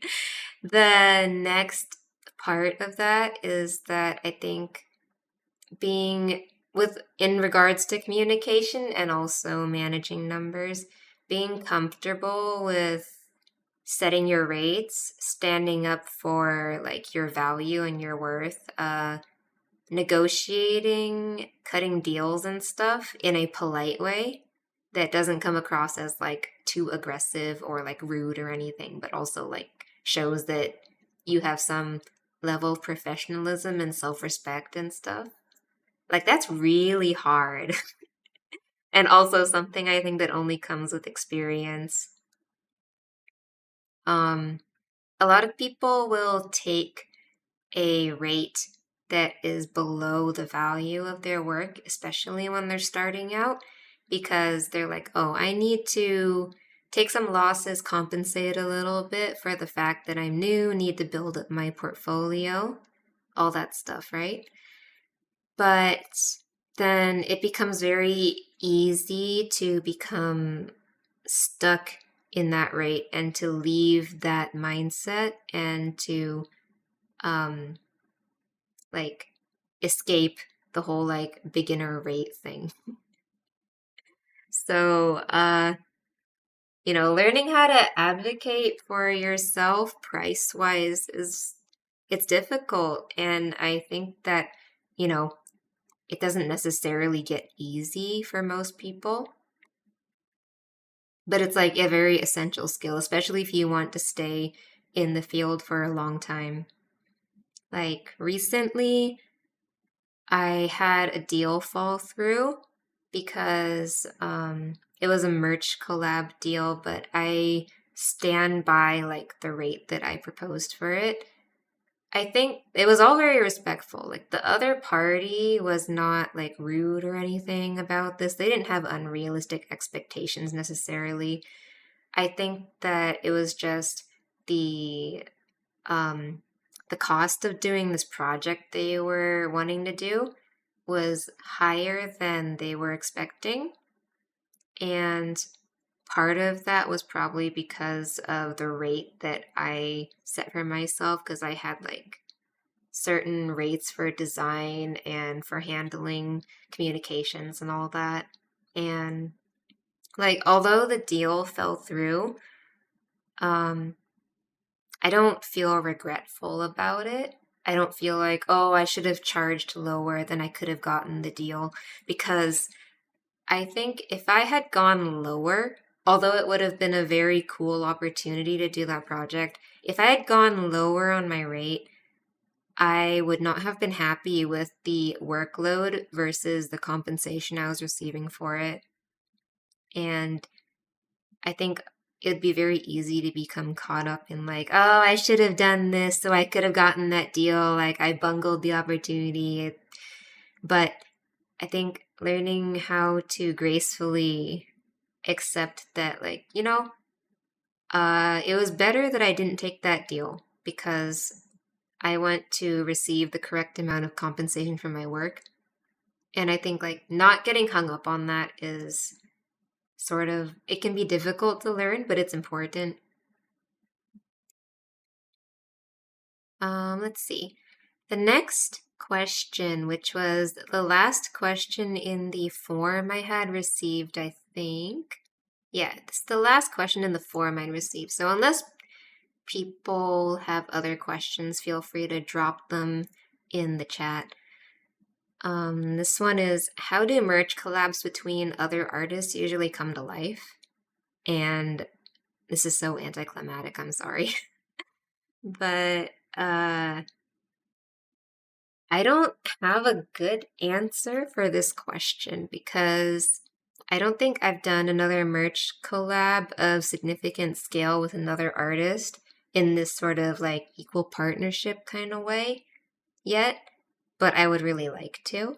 I was kind of batting around the idea with some of my other friends, but it hasn't gone anywhere yet. So you'd probably have to ask someone who has actually done that a little bit more. Um,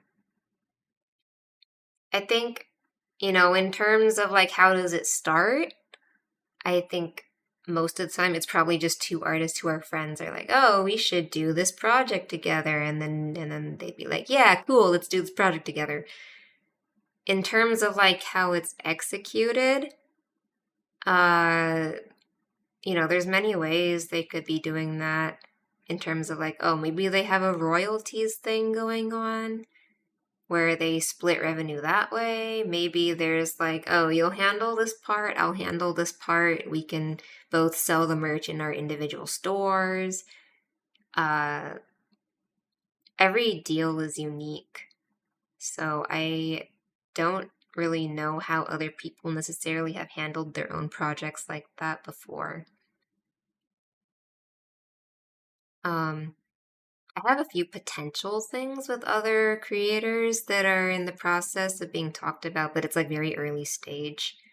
So, um, yeah, I'm not sure I can give like a more solid answer about that one, sorry. How do you define the value of your work when you started off compared to now? Oh boy, I was way undervalued when I first started off. I guess it also depends on how we define like when I started. Because, I mean, if we go way back to when I was in high school and I was doing like commissions in high school, I was doing like these $5 chibis that took me more than an hour. Okay. It might have been like 2 hours for a $5 chibi. That was obviously never a valuable rate. But if we talk about like mission rates, I think since illustration is not my main thing right now, although my rate that I do for illustration is a lot more, probably closer to what it should be, but because illustration is not my main thing, and like merch is more of my main thing, my illustration rate might be a little low compared to the amount of time and effort I spend into it. However, compared to other people's illustration rates for comparable quality, it might be normal. Um, if we're talking about the value of my work for like design and stuff, I think the rate that I like it kind of depends per project, obviously, but if I were doing a design for another person, I think that the rate that I have now is, it might look a little high to some people because, maybe they'll be like, oh, I can go on Fiverr and get some guy to design me a t-shirt for $50. But for me, all of my commercial like merch inquiries, for a simple design, they're all starting at 500. And it's like for apparel, it would start at like 1,000 for me for the design component part because I have to think about like the concept of opportunity cost. So like if I spend time working on this other person's design instead of developing my personal like merch collections, like how much is that taking away from whatever I would have made doing my personal like regular seasonal releases, right? And if the rate that I set for that person is not at least competitive with what I would be making spending that time on my own personal release, then it's not worth it for me. So that is, I think, for that reason, the rate that I set can seem a little high to some people. At the same time, I don't know what other people are charging for their design rates, so who knows? Maybe this is middle of the path, maybe this is high, maybe this is low. But since I put so much effort into like the design process for like clothes and stuff, and there's so many considerations I make for it, because I'm not just like repeating the same type of shape and stuff over and over again. It's not very formulaic for me. It's like a super custom experience every time, I think. And so the rate that I set for people is like reflective of that, I believe.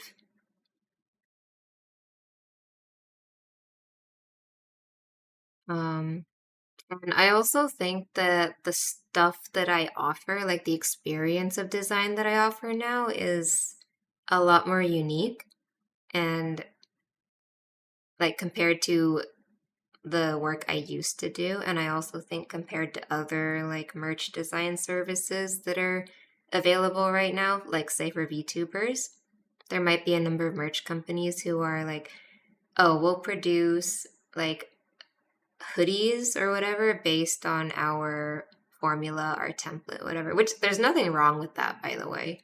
It's just that the type of service that I think I would offer in comparison to that, and that I think defines me, makes the kind of stuff that I make unique, is a lot more involved and like specialized than that. It's very like customized and catered to each experience. And so I think for that reason, I would value my work higher. Like I developed this like process that I follow for myself, and for me to apply it to other people, I think it's worth more now. There's always a cost to doing something, especially if it's personalized. Yeah. Yeah, like if someone was like, "Oh, can you design me graphics to be printed on a blank hoodie?" That is very different for me compared to like if I make something similar to the crop tech jackets where it's a very specific like unique silhouette. There's a lot of parts to it. It's there's a lot of extra factors that probably won't ever get seen by the end product audience, but it is what makes it stand out and unique. Like, I feel like people can kind of tell that that is something that is different, but um, it's kind of difficult to like pinpoint exactly what it is about it. Okay, let me see. The questions in the queue, we have gotten through all of the questions in the Google form. I'm gonna go to the bathroom real quick. I'll be right back.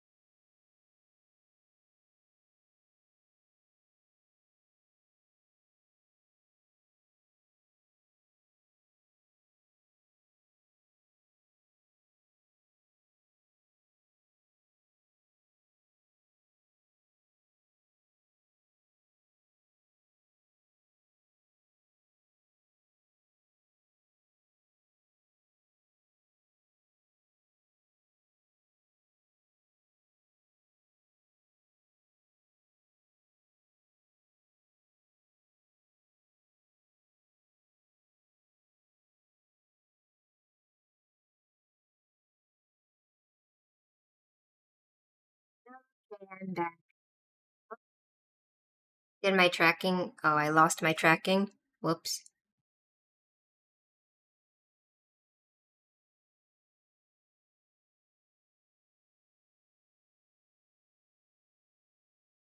Oh no, my tracking got lost. Oh no, how do I fix this? Let me open up the tracking software again. Lost, yeah, lost my model in the bathroom. No.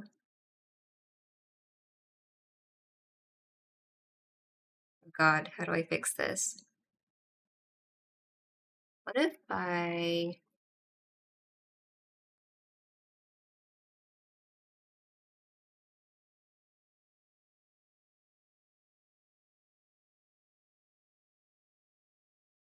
Oh man, I can't get it to fix itself. What the heck?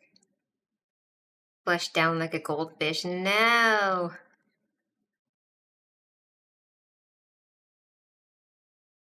Man, I can set all these animations for it, but I'm having trouble getting it to track again.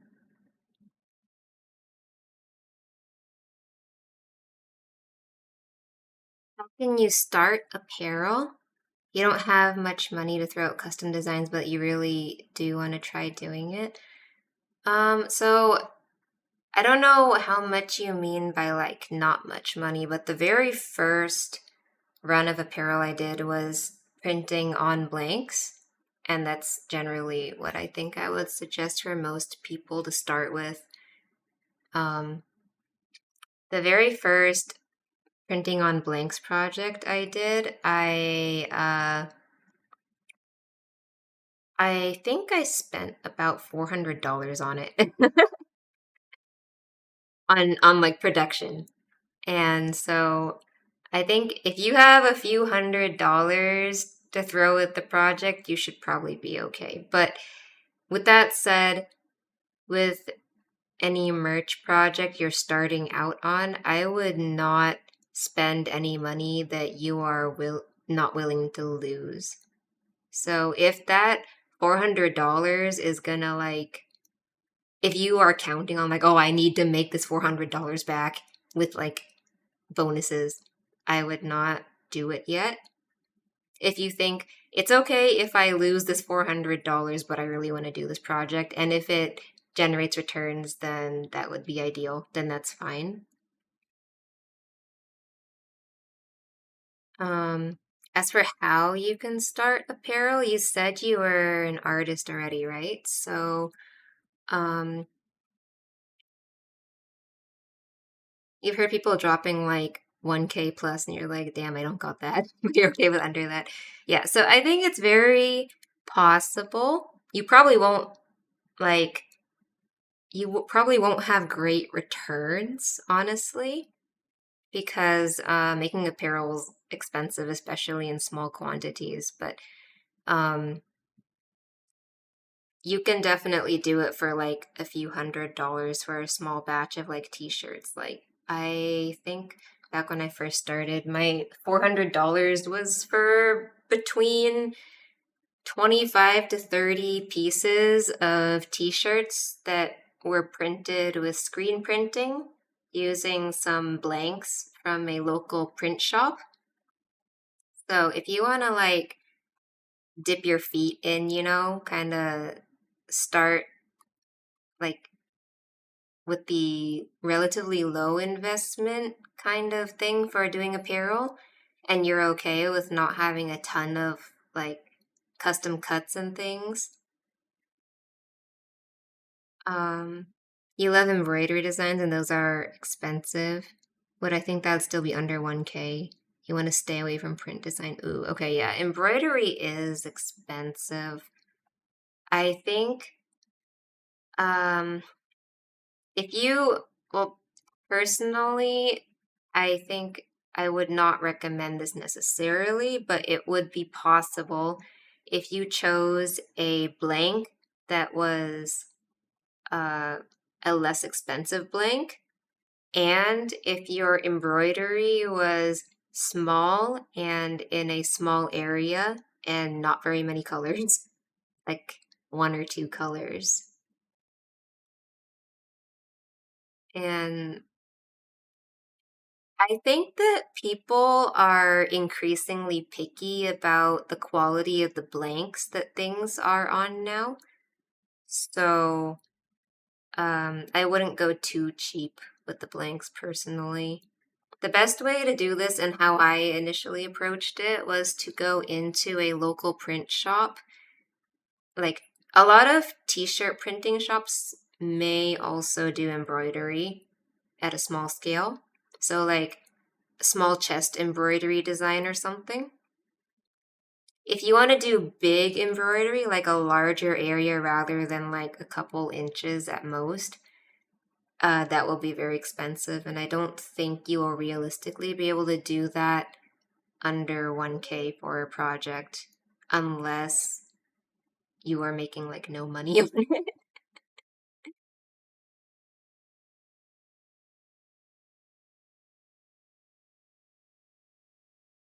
Um,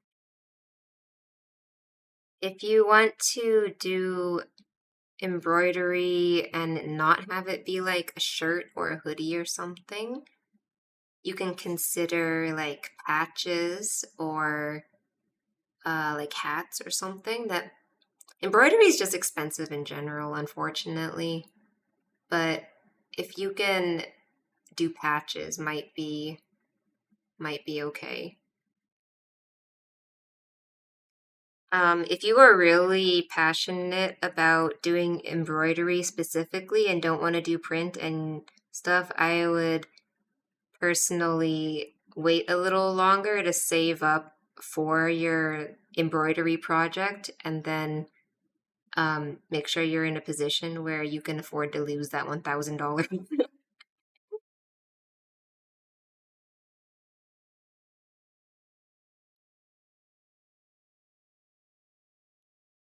The Not really, but how do I balance between working and taking breaks? I'm really bad at this.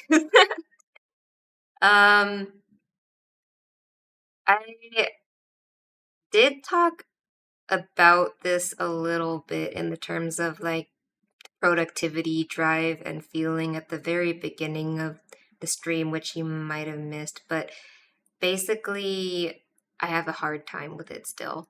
Um, I think it does really help me to I have like a daily, like weekly planner thing. And I think that it it helps when at the start of my workday, oops, I accidentally entered a weird pose.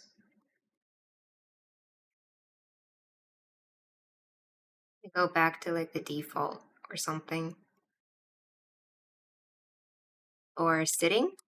Maybe let's do sitting.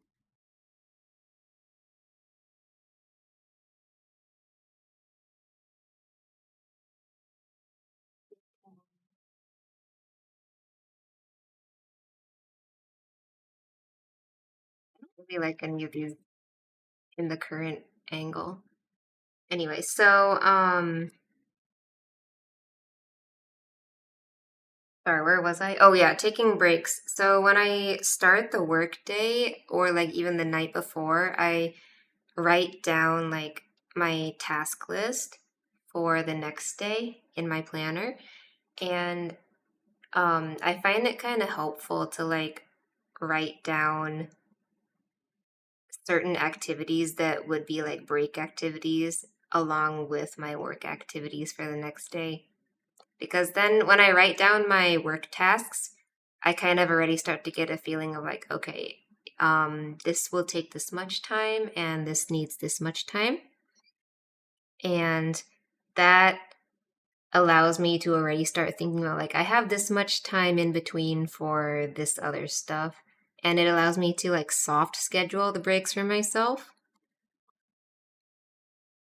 Um,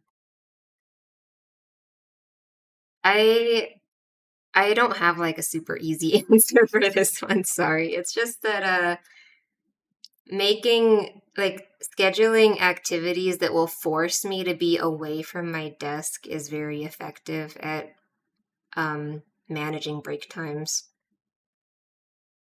So like if I make plans with someone to be like, let's go have lunch at this place or let's go out to this place at this time, that will force me out of the house away from my desk and therefore I must take a break.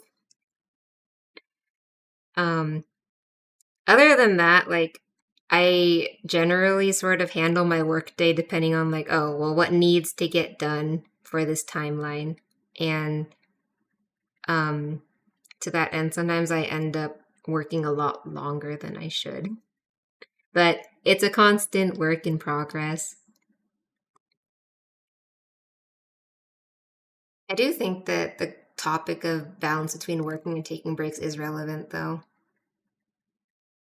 So as long as you can finish it within my own set due dates, it's fine to loosen it. Yeah, I would say that's kind of how I handle things. Like, um, there's like two kinds of deadlines in my mind. There's the ones that are set by other people, say for if I have a convention and I need to finish doing XYZ tasks by this date for this convention because, the convention needs it. And then there's my own personal due dates, which are like for merch collections and things. I'm like, okay, well, I have to finish the designs by this date so that there's time to produce them, so that there is time to have them ship in time for this convention or for this season. Um, I tend to uh, I tend to overload myself with more tasks than I should take on, admittedly. So, um, I can move around my own set due dates and be like, okay, like my assumption off the bat is I should allow more time than I think I need for something. And then that will also allow me to basically work at what amounts to a normal pace and also have breaks. But if I'm like, oh, this thing's due in 2 weeks and I'm like on track to finish it beforehand, I can, be looser about taking breaks before then. I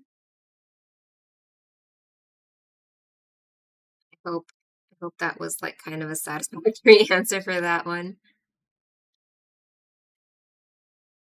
I'm not sure from which angle you ask that question, as in like, do you find yourself working too much and not taking enough breaks, or do you find yourself having a hard time staying on task and taking too many breaks?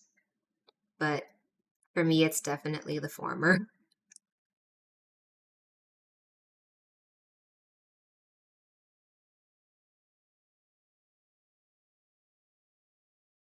Occasionally, by the way, like if there's a new game that launched and I'm really excited about it, um,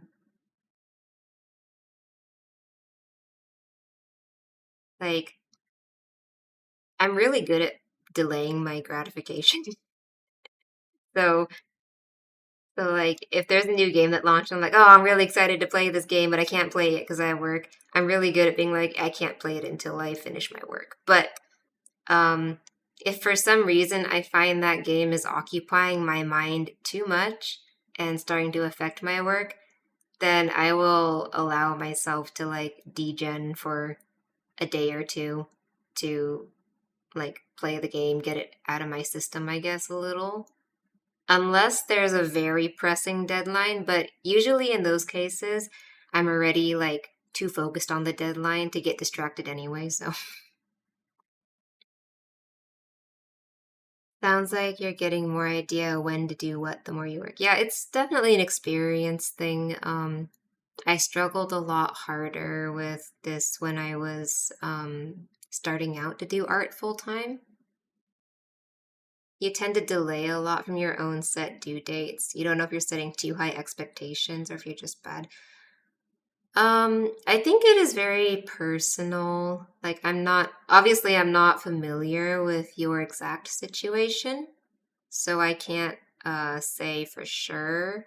And also, I'm just a third party. I can't judge your own capacity. But um, I would say if you think you're delaying a lot from your own set due dates, like consistently, like you might have to examine, like, well, why am I delaying from these due dates? Is it because I feel overwhelmed, or um, like what is happening that it's causing these delays? Because in my case, if I am delaying my own due dates a lot, for me that usually means that I set my due dates too aggressively and too ambitiously. So for me that means that I need to like cut them back a little bit and be like, okay, this is not realistic. I need to allow for more time in between these things. If you think you're delaying because you're getting like sidetracked by other stuff, then it's like, okay, well, why am I getting sidetracked by these other things? Do I feel like I need these other things for like my mental health? Stuff like that. And I think if you like look at the reason for the delay, that might help you like figure out what it is that is causing it, because like everyone has different work capacity. And so you can't necessarily be like, oh, maybe I'm just bad. Because maybe you're not bad. Maybe it's just that you're still figuring out like, oh, well, this is what my limit is and this is realistic for me. um let's see. Okay, I'm gonna see if I can fix my model again because I'm feel kind of like weird about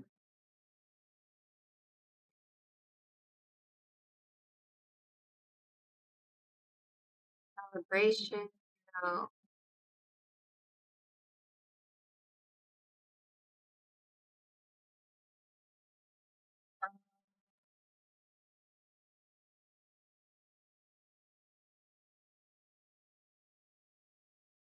oh, big stretch. Oh, you can't see me because my model's not tracking. Let me try to restart it. I'm gonna restart the program.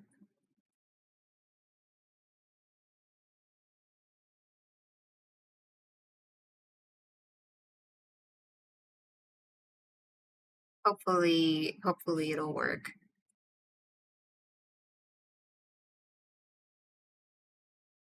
Hydration. Okay, hydrate.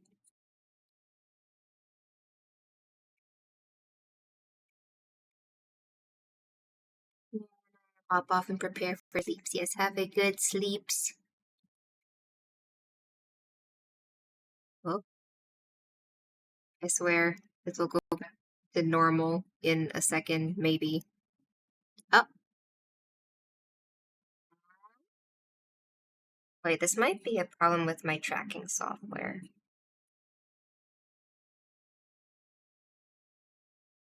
Let me restart the tracking software.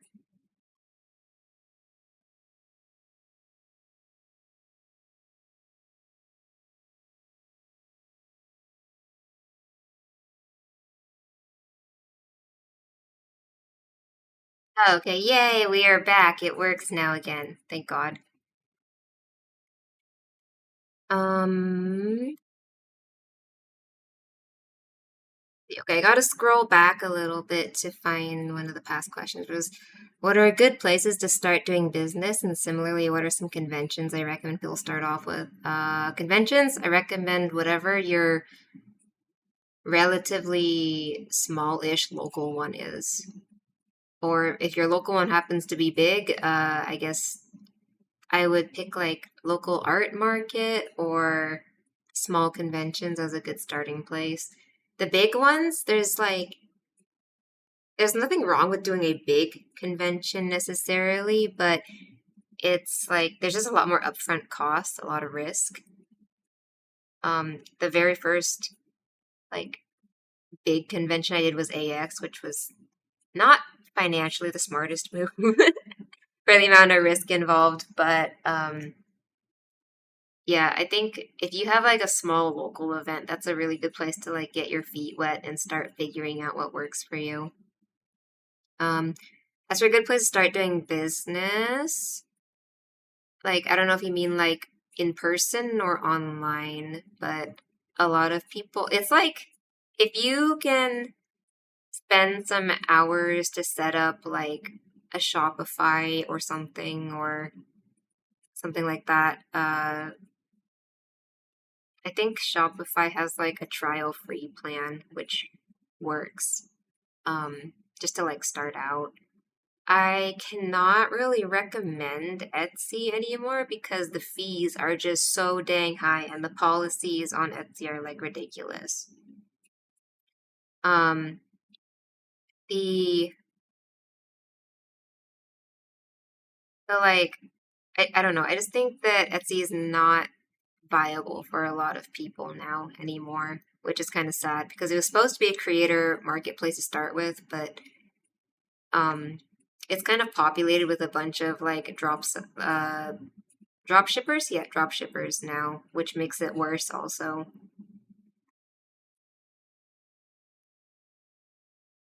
Most people kind of start off with like, oh, they have a little bit of a following on their social media, and then they like transition into doing like an online store from there.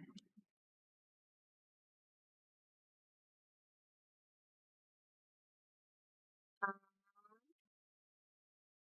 Another question for starting apparel: how much of each size do I recommend? Okay. Okay, I have been doing apparel for like years now, right? And people are always like, "Oh, how do you know how much of each size to order?" And the unfortunate answer is, I don't. Not exactly anyway, really. Everything is an educated guess at best. Um, so the model that I usually follow is I will do pre-orders and then I will make my production order based on the numbers from the pre-orders. So I found that nothing is as unpredictable as the size spread in your clothing. Like, you would think, oh, maybe it's going to be mostly mediums and larges, right? But it turns out for one design, most of my sizes might be smalls. For another design, most of the sizes might be XL. And for another one, most of it might be medium. Maybe for some reason, the large is really unpopular for one design. So it changes every single time. Um, that's why I do pre-orders, honestly. It's because it helps me manage like, oh, well, I should probably do this spread of sizes. So unfortunately, I can't really say like how much of each size I recommend. I think it will depend per design and per audience. I do think that doing pre-orders or a Kickstarter is much safer to approach it this way instead of stocking stuff and then just trying to sell it.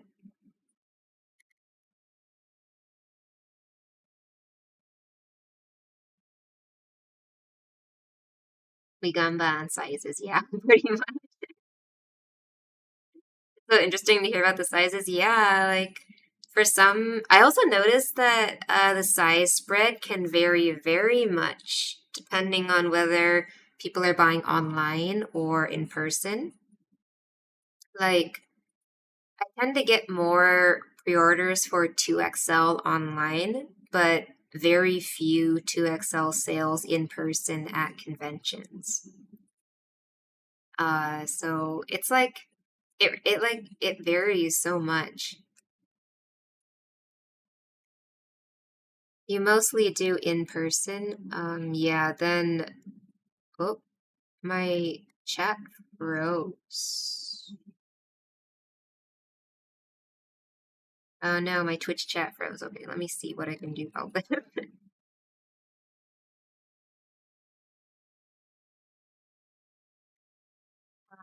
I can pop this out.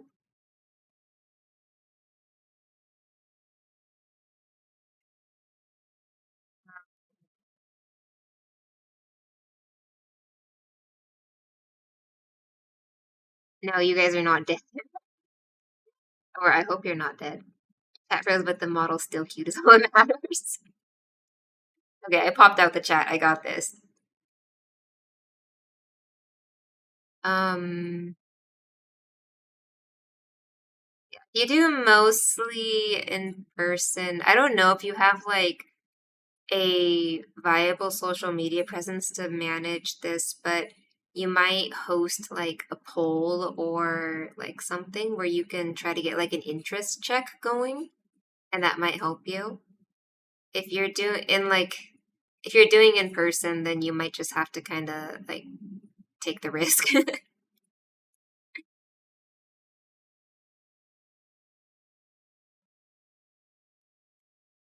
Let me see. You submitted this question on the Google form earlier.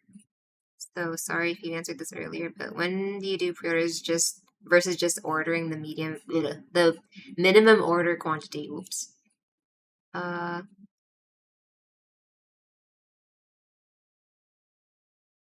huh. I don't think I got this question on the Google form actually. I don't see it loaded here. But to answer it, I so when I make new merch, pretty much almost all of the sales are very front loaded from the release date. So, um, like if I'm doing a new, uh, if it's a new type of like design, like if I have like a new jacket or something, new collection, and it's apparel, I will always do pre-orders on that. Part of this is because a lot of the time when I do a new collection, the price that I have to pay up front to produce the collection before I get into shipping, by the way, just the production price is usually anywhere between 25 and $45,000. And a lot of people do not just have 25 to 45K sitting around in their bank. At least not like free flowing, ready to just like spend on a project, right? So, for like those big projects, I would do pre-orders. The times when I would just order their MOQ are very specific and a lot more limited. For example, like if I am like very, very sure that the project is going to sell a certain amount and I am like if it's under a certain amount, like if the project is under $5,000 to produce and I am pretty sure about how it will perform, I might just go ahead and put it into production right away without doing pre-orders. Another case when I might just do the MOQ is if, like, for example, when I did the socks, the thigh socks, the MOQ for that is like 1,000 pairs per color per size. And I just went with doing the MOQ for that because no amount of pre-orders that I got was going to change the fact that I'm ordering 1,000 pairs.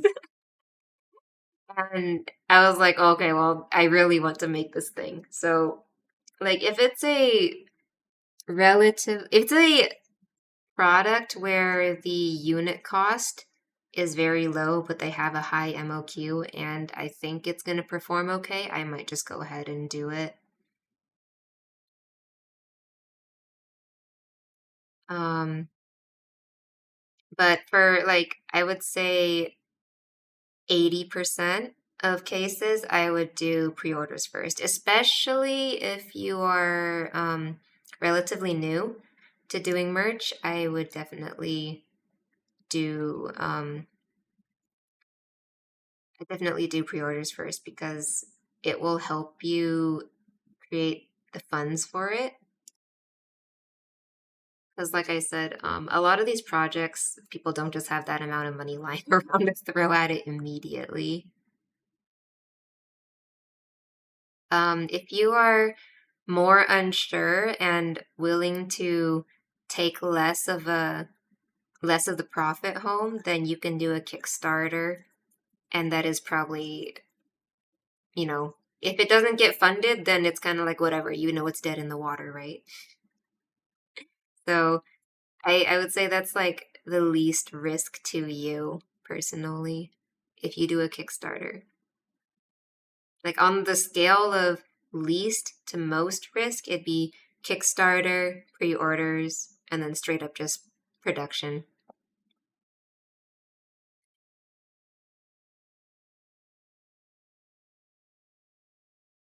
The Do I ever do restocks? Maybe only if a product sells out really fast. Yeah, so um I only do restocks if the product had a really strong showing during its pre-order phase and also had decent sales like for the in-stock portion of the sale period, like after I get the production order in. Um, so because usually even for like popular items that I know do well at conventions, for example, the tech jackets, if I do a restock order for them, usually people like the pre-order rate for the restock is very low. When I said people like kind of like the sales are kind of front loaded from release, I mean like 90% or 90 plus percent of the sales for something will occur within like a couple weeks of the launch of something, unless it's something you're reordering like all the time. So most of the time, unless I think that there's good longevity for a product, like strong pre-order showing, and then also like it performs well during the in-stock period, those are the only cases I would do restocks in. But I mentioned before that you kind of uh, the buying power of your audience is limited, and your reach to new people is also limited. So if you continue, like even if something does really well in the first run, um, it may not necessarily be worth reordering it again, just because at that point you might have already saturated your audience. And um, you know, if all the people who were interested in your audience who bought the thing already have it, there's gonna be no one to buy the thing when you restock it. You would need to reach a whole new like group of people in order to get more sales on that, right? And sometimes you're just not there yet. So in those cases, like it may not be worth it to restock something. Do you have to do any special paperwork for taxes when doing cons in different states? Oh, yes, absolutely. So this is I'm not a tax expert, okay? Um, the usual disclaimer, but when you do cons in other states, you will pretty much always have to get a seller's permit, like a temporary event or seller's permit for that state, which you might already know. You will have to generally report your sales and remit sales tax to that state's government after the event. So yeah, that's like the baseline level of paperwork you have to do when selling at any event, especially out of state. A lot of these also require you to like make an account with their tax department or whatever in order to like file, in which you have to like, put in all your stuff like your social security number or your like employee identification number, whatever, all that paperwork kind of stuff. Um, and then on top of that, if you make a certain, okay, each state handles this a little differently. And like I said, I'm not a tax expert, but a lot of states have this kind of classification of whether you make money in that state, okay? And so when you have a business that's run from home, it's based and registered in your home state, right? And when you make a certain number of sales in another state within the period of 1 year, depending on the threshold for that state, you may be considered as having a business nexus in that state, which means basically you have a business location kind of in that state. In which case, you would then also need to pay like other income taxes to that state.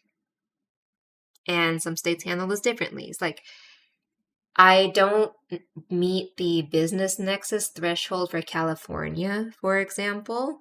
However, the amount of sales that I make at conventions, at like in-person events in California, then makes it so that I am required to pay income taxes on a certain portion of those sales, which means that when I file my like federal income tax and my state income taxes, like everyone has to do, then I also, like me personally, I have to file some income taxes for California as well, which is, very confusing. So yeah, the short answer is yeah, you do have to file paperwork for taxes when you do cons in different states. And that is probably one of the worst things about this job, but I like the rest of my career so much that I am willing to put up with this extra tax paperwork headache. Now you understand the stressed bun doodles I post. Oh yeah. The amount of paperwork I do, I it's like the amount of time I spend drawing or designing is actually very little in comparison to the amount of all the other like administrative tasks I have to do. Um, Personal question, but what is my favorite apparel or merch product I have made? Oh boy. Um, hmm. I would say like mm, the most like I think the one that I have put the most of my effort into to date would still be the crop tech jackets. That feels like such a like iconic landmark piece for me because there was just like so much I learned from it and so much of my like personal philosophy about design and clothes and stuff in it in terms of like I want it to be unique and expressive. I want it to be colorful and like stand out, but also still like kind of wearable in like multiple contexts, you know? So it's like that one I think is my the piece the project, those the crop tech jackets, those are like the most of a personal achievement to me. Yeah. um in terms of another one that like really is personal to me, it would be the Sakura dress. And that's for a different reason.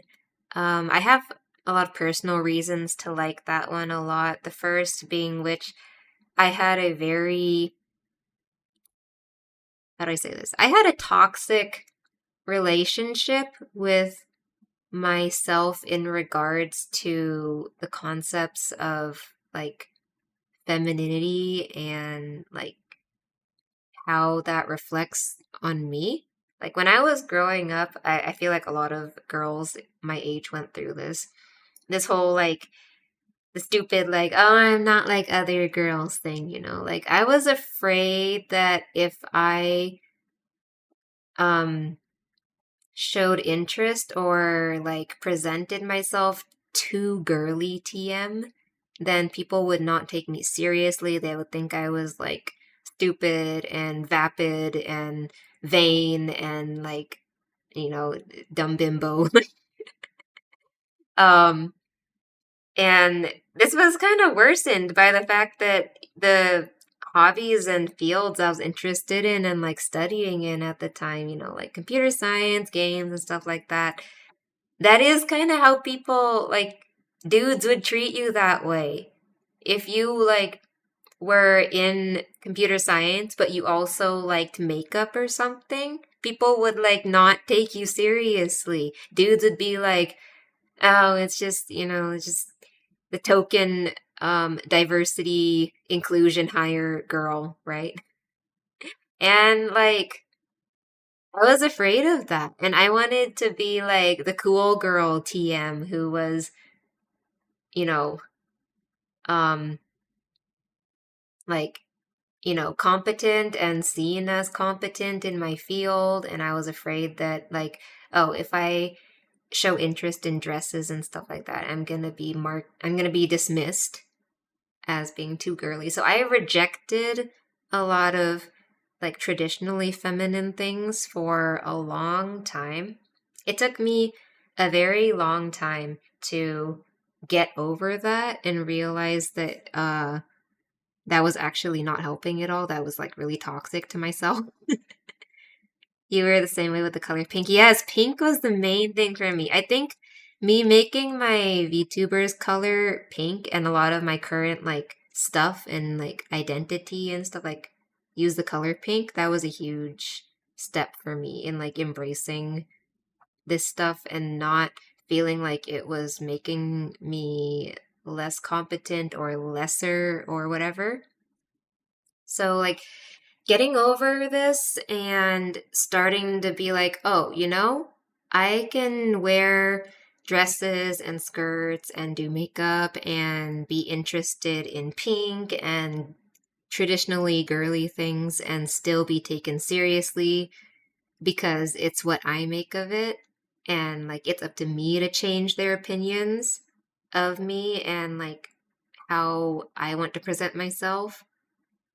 And like, I think that was like a very important development for me. And it was like really major. I made a huge 180 on it.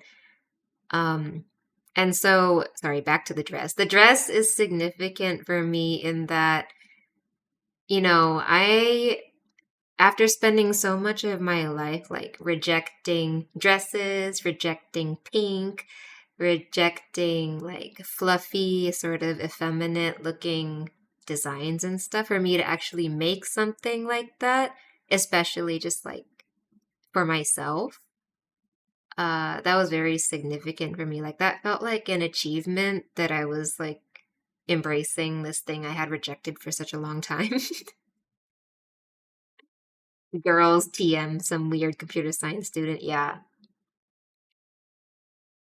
So, yeah, in that way,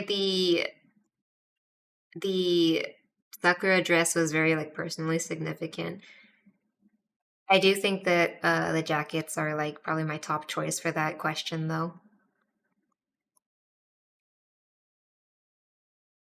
Plush? Oh, yeah, like I think for me, plush was also very exciting, like project to get into because it's like, oh my God, it's like my character and people want my character. And I love plushies. So plush was definitely very exciting for me when I first got into it. I'm so happy I was able to overcome it and embrace it. Yeah, like I think that was huge point of personal growth for me, and I know a lot of other girls my age had a very similar period. Maybe some of them are still stuck in it, which is terrible. I hope they escape from it soon. Amazing going from rejecting pink to having pink on everything. Yeah, like um and it's like, because of that personal growth point that really shaped my personal philosophy for design and clothes a lot. So like a lot of the time when I go to a convention, maybe there's like some dude that walks up and he's like, "Oh, do you have any like men's stuff? Do you like have anything for like men?" And I'm just kind of like, "Oh, well, I made most of this in unisex sizes and it's for everyone." It's because I want people to be a little bit freer about like embracing colors and different like clothes and expression and stuff and like not feeling like so limited by it's like to me that like self-expression thing about like being able to embrace like pink and stuff is really important to like my core like design philosophy. So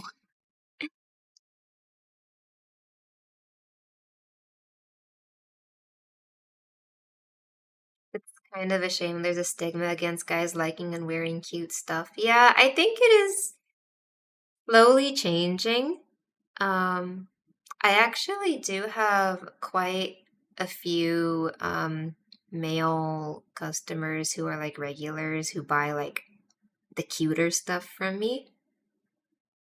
Uh, like I tried like I like to make like although I embrace pink and like cute fluffy, effeminate things now too. A lot of the things that I make, um, I want them to be like more approachable, I guess, to a lot of people who are still going through that like transitioning period of starting to accept more colors and stuff into their life.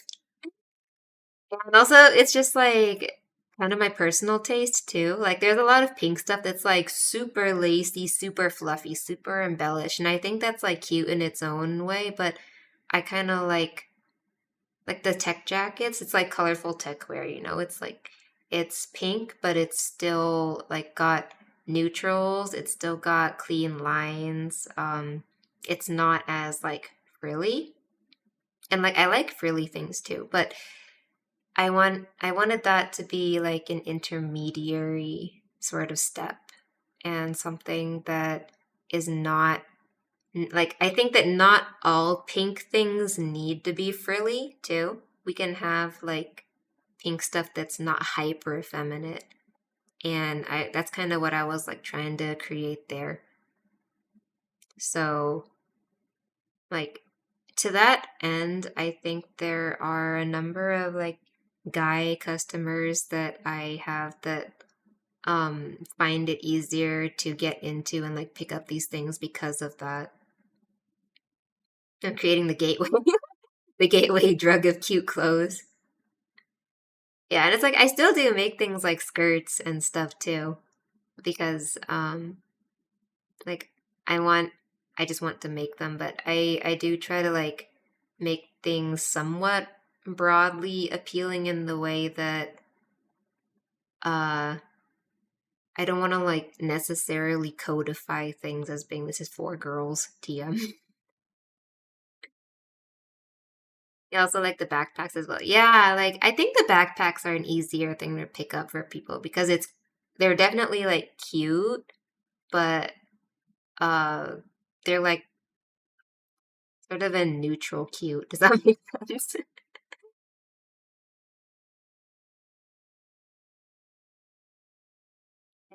And the super big secret project that I have coming up, hopefully for the fall, has a lot of pieces that are kind of in this vein. So I hope I hope people because I'm investing a lot in this project. I hope that it'll come across well. I hope that people like it. It is also going to go outside of my core audience a little bit because it's a collaboration. Um, and I know it's not going to be for everybody, but I hope that it'll find the right people, you know.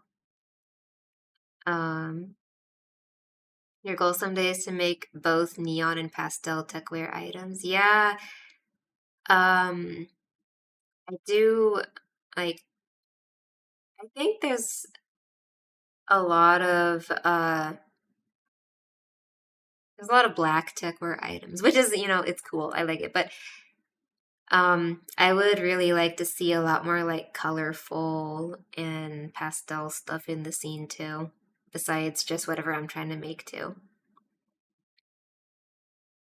Um, you're so hyped for the collab stuff. Yeah, I've been working on it for so long.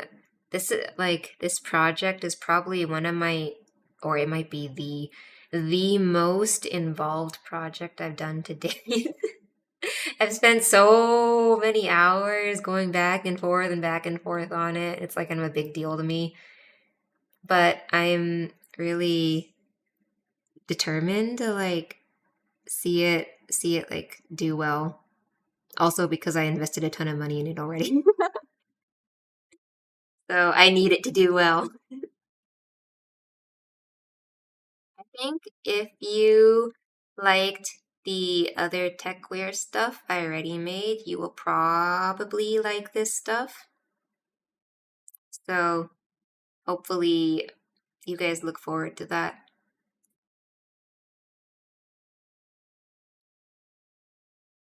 I think I actually got the sample for one of the pieces today. There's many pieces in this collection, but I got one of the samples today and I was really nervous about it when I was drafting it. But then when I got the sample, I was like, "Oh, no, this is great, I think." I think it's great. I think I cooked with it. I guess we'll have to see whether it comes across that way to the audience, but I think it came out pretty cool. Yeah, there's another company involved in it, and I have to get things approved with them, but which I'm very scared about. I'm very nervous about the approval process. I'm like, oh, I hope they like it. I hope they approve it. I hope we don't have to spend another like 3 months reworking it.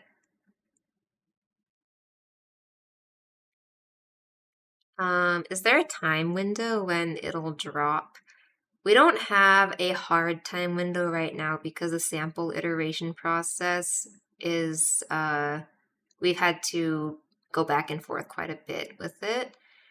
But our goal is to launch it in the early fall. So that's what I'm crossing my fingers for. Assuming we don't have to make any like major changes, then we should still be on schedule for that, I hope. But um it'll definitely be this year, I'm pretty sure. Um it kind of depends on whether the other company approves it or not. Because I think most of the pieces are at a like mostly satisfactory level for me right now in the sample process. So it's like it depends on the other company. But the company is very strict about some things, which makes sense. It's a big deal. And so I had to put in a lot of extra time and work to try to make it meet those specifications. If I ever put my samples through stress tests to see what they can survive, it kind of depends on the sample. Like, um, for some of them, like the plushes, I have to get like like fire certification. I have to like send them to another third party to do like safety tests on them to make sure they're not gonna like be super flammable or something. So, and then I get like a certification for that. So I don't personally conduct that test, but you might be interested to know that like the seagull plush and the crow plush both had to go through that fire testing. Yeah. So I can only assume that they hold a lighter to it and then they like measure the burn rate or something, but that's, you know, kind of funny to think about.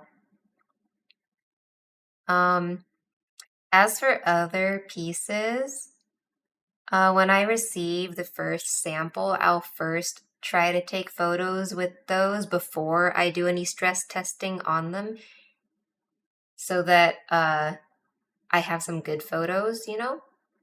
And then depending on what it is, I'll do stress testing on it later. I don't do stress testing on like t-shirts a lot of the time because I'm like, it's a t-shirt. What's gonna happen to it? Unless the t-shirt has some type of print or something where I'm concerned it could come off in the wash or whatever.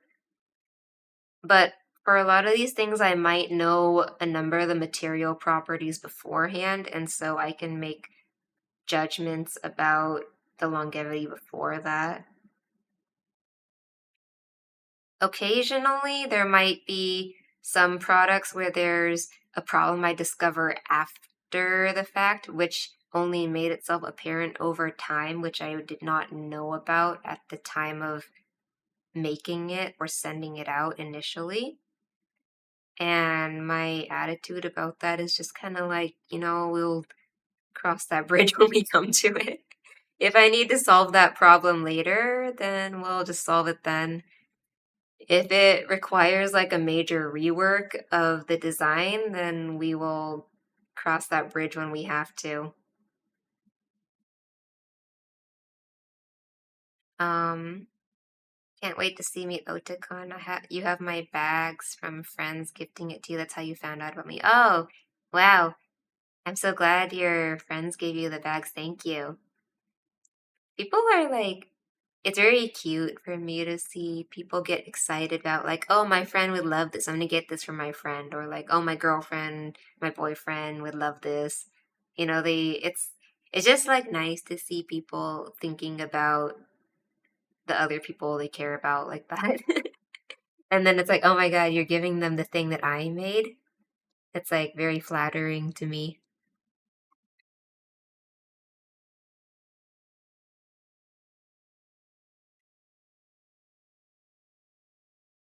Yeah. For the stress testing thing, I think, in my server there's that emote of the seagull plush with like the deadpan stare with like the blue background kinda. That photo is actually from the stress testing report I received about testing the flammability. And they took like a mugshot of each plush at like different angles. And it just looks so funny to me that they included like the mugshot of the plush in the formal report about like flame testing.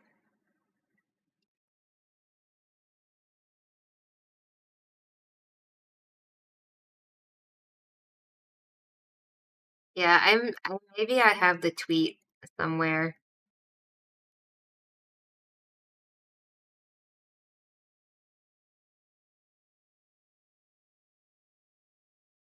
Oh, I do have the tweet. Here, I'll send it in the chat. You guys can see.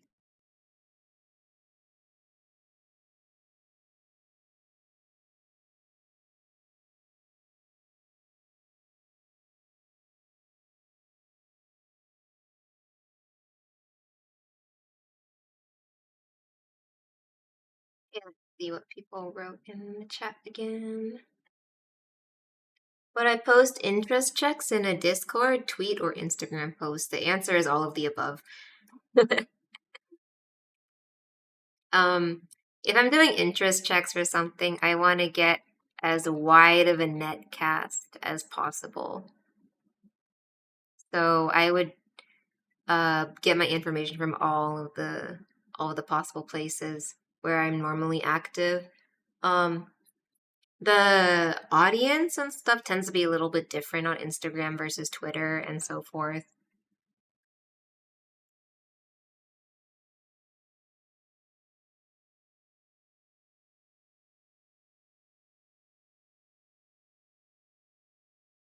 Last known picture of subjects, yeah. I never got those test samples back, by the way, so I have to assume that they did, in fact, light them on fire.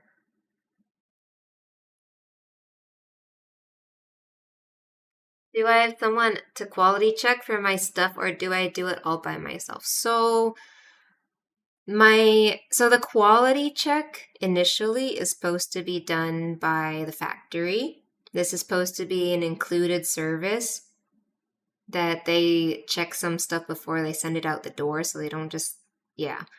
Occasionally there's something wrong with that, or something happens during transit or whatever. So generally what I do is when I get a shipment, I'll pull out a number of pieces randomly, like 5 to 10 or something, right? And then I start examining them and checking those randomly. And if I don't see a consistent problem amongst them, then I'll just start shipping things out to people. Uh, Most of the time, I don't like do an in-depth quality check of every single piece by myself before sending it out because the amount of time required and energy and stuff required for this would be like kind of disproportionate for me. Um, I know that that's not necessarily a popular way of doing it though. A lot of artists are very perfectionist about sending stuff out, and they'll be like, I grade all of my products before I send them out, which is, that's great, that's cool. But at the scale that I'm doing things now, if I had to do that every time I had a shipment come in, I'd be grading thousands of pieces by myself. And it's my expectation that the factory's quality check should be like to some degree decent enough. And of course, this means that once in a while I get some defects that make it out to customers that I didn't catch because I didn't personally check them. And that's just kind of part of how it is. Like, I have accepted that's just, you have to expect there's a certain percentage of that. And that's just like, I handle those on a case by case basis. If someone gets sent a defect by accident, I'm like, I'm so sorry. I'll send you a new one. Sorry about that. And it's like you can't have everything be perfect. Nothing will ever be 100% perfect. There's just gonna be a certain casualty rate no matter what. And I think you have to embrace some level of imperfection there. In the case of, say, like the melon soda bags recently, I pulled out like 5 to 10 of them, as I mentioned, and I noticed like 8 out of 10 of those ones I pulled had those stains on the inside. And then I realized, okay, there's something wrong here. At which point, then I pulled out every single one to check manually myself for the stains. And the reason for that, when I check all of those myself, is because I need to tell. Oh, there's 2 reasons actually. The first is that I needed to make sure I had enough good ones in order to send out to people to fulfill the pre orders. Because I have to make sure, okay, well, we need to count the damage first and see how bad it is so that I can make sure that I don't have to send any people like emails being like, hey, we need to delay the shipment for this reason. The other reason is I needed to count all the damage so that I know exactly how many pieces I need to tell the company they like screwed up on. So I can be like, hey, you owe me 200 of these because 200 of them were messed up. Because, in order for them to do something about it, they need to know how many are like wrong, right? So in those cases, I would check every single one myself. When I had the huge mold issue with the first round of tech jackets, that was over 1,000 tech jackets that I had to check through every single one myself. But I did get my mom to help me with checking those at that time because it was just so many. So yeah, generally I don't check every single one in QA unless there's like a noticeable issue. Otherwise, things just will get randomly checked, spot checked, and then sent out.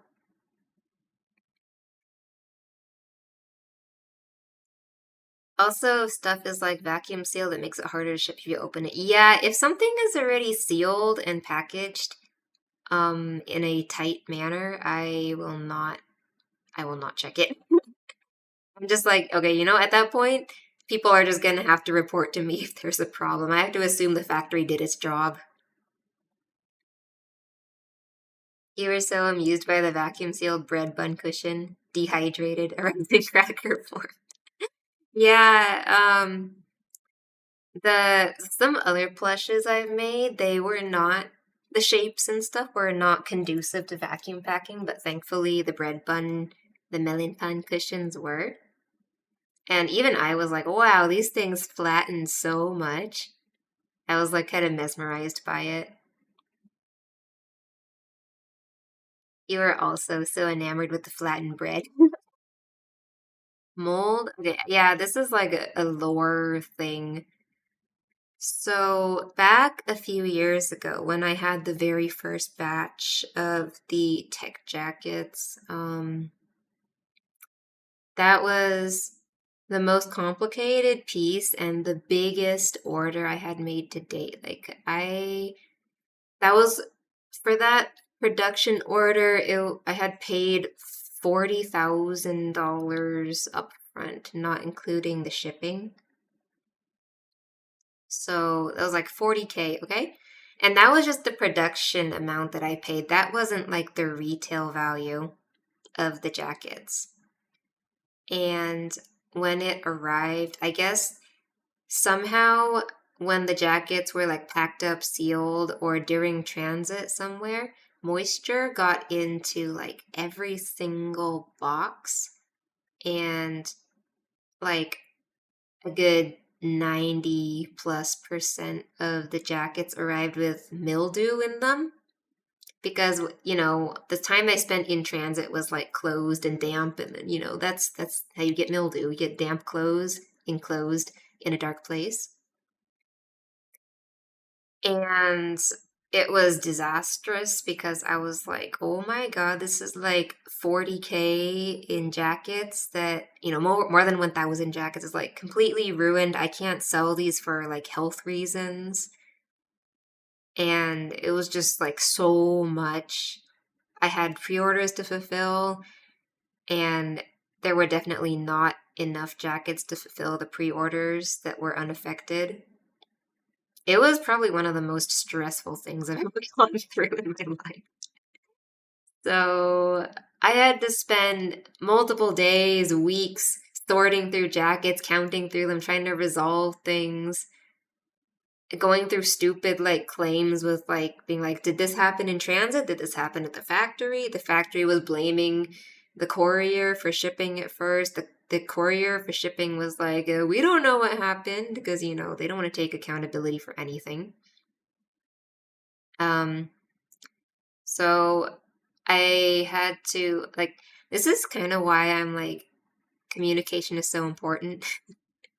I tried my best to be like super transparent and communicate with all the people who had pre-ordered, explaining the situation and being like, this is how I'm going to handle it. This is what's going to happen. This is how it will affect your order. This is when you'll get it shipped. I'm sorry. And like, if you want to cancel, then you can send me an email, blah, blah, blah. So eventually, after many hours of like stress and work and like sorting and phone calls and whatnot, because I had a very good relationship with that manufacturer already, they did agree to remake the jackets for me. I did have to pay some level of cost for shipping and stuff, but I did not have to fork out another 40K for remaking the jackets, thankfully. But I still incurred a lot of losses because of having to cancel some people's orders and things like that, and um, I didn't have those jackets for some conventions I was counting on, etc. The amount of time I lost and energy I lost resolving this. And then because those jackets were mildewy, like I said, for health reasons, for liability, I could not sell them even if I like tried to clean them myself because to fully sanitize them from the mildew, I can't like legally guarantee that exactly. So to protect myself from potential like legal liabilities, I ended up having to destroy a lot of those jackets and like dump them, which was absolutely like heartbreaking because that's hundreds of jackets that I have to like throw away, get rid of. And it's just watching all of those get like dumped. It was, emotionally just super difficult. And people were like, "Oh, why don't you donate them or whatever?"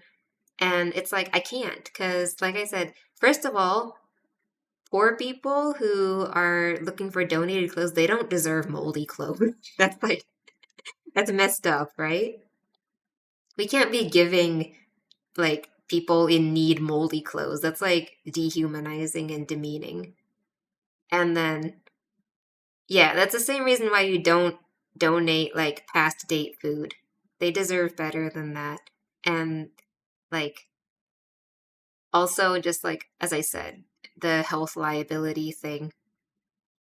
So, like, I tried my best to sanitize some jackets that I was able to keep for myself or give away to friends that, they were like, we don't mind this.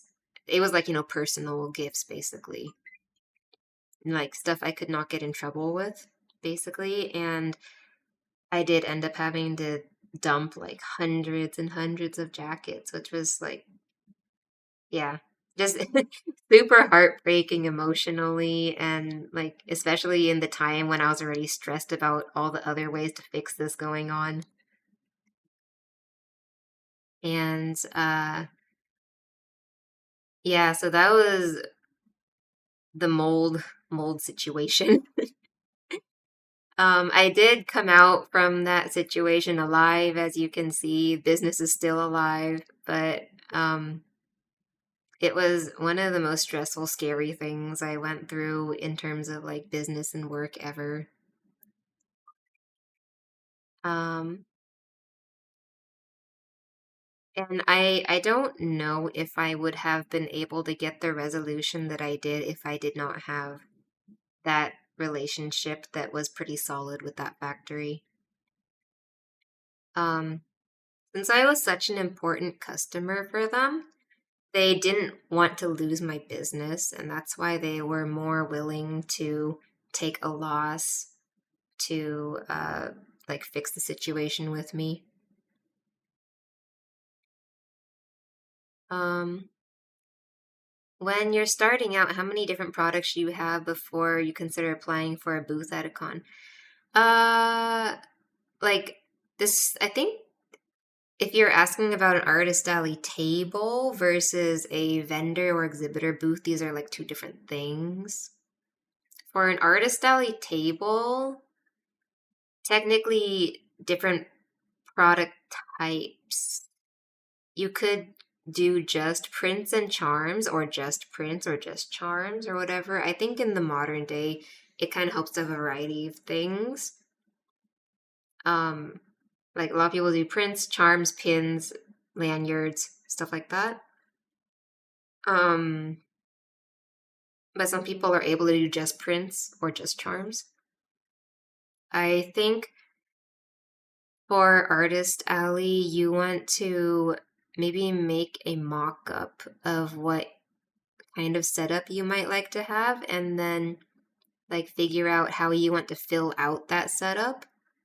And then, because you want it to look appealing, right? And then from there, you can decide, like, oh, I think I should have X amount of different types of products here to make this display look appealing.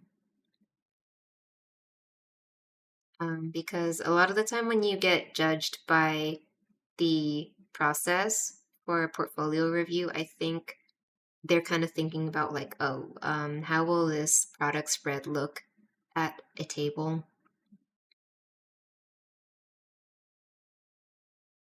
With that said, the very first few artist alleys I did only prints and charms. But, things are different now compared to back then.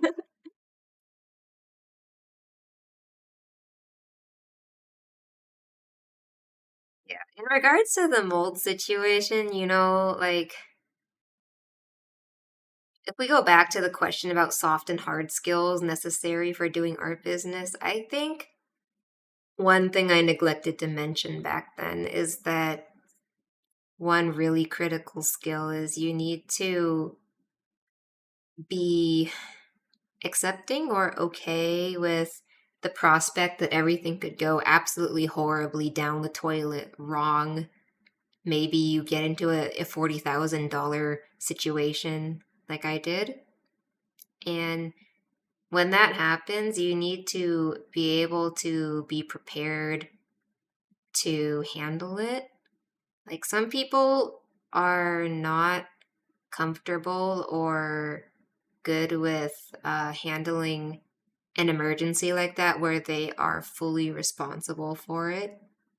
Maybe they're like, oh, like I need to have some chain of command where someone else can help me share the responsibility.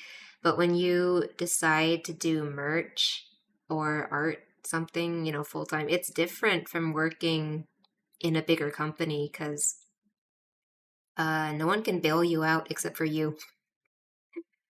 And I think the ability to handle crises without it like absolutely ruining your life is really critical for if you want to get into doing merch and art business conventions and stuff. Because uh, it's not like you can't prevent all of the things from happening.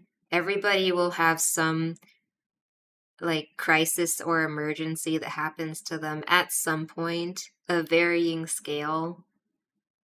Um, it might be a minor emergency, it might be a huge one, but like if you don't think you are the kind of person who is capable of handling an emergency and being able to take responsibility for it and being like communicative through that process, then it's either a skill you need to develop or like getting into this like area might not be for you.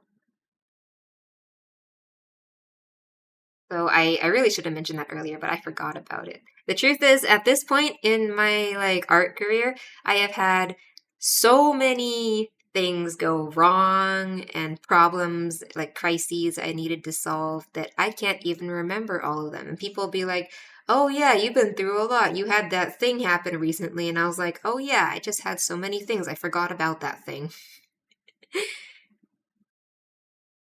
So, at some point, maybe like for me, whenever a new crisis happens, it's obviously stressful, but I'm just kind of like, oh shit, here we go again. So, uh, yeah, being able to like be like, okay, I can handle this. That's like super important. Do I have a lot of manufacturers that I go to, or really only a few? I have like two core ones that I go to. Like my apparel one, which she's like great, the best, my favorite. My apparel one, my current apparel one. My previous apparel one that I very first used the first time was kind of doo-doo dog shit. Um Hydrate, oh hydrate, thank you.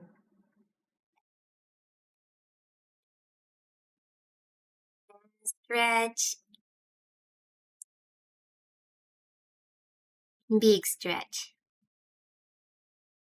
Yeah, so my two core ones are my apparel one who handles like all of my apparel now, and then the bag one, which handles like almost all of my bags. Um, I generally try to keep things in the same genre, in the same factory, if possible, just because I'm already familiar with the representative that I work with there, and they're familiar with me. So I don't have to like spend a lot more time cultivating a new relationship and being like, okay, well, now I have to explain myself entirely to this new like representative in person in factory. Um, so it's more like just a matter of my capacity.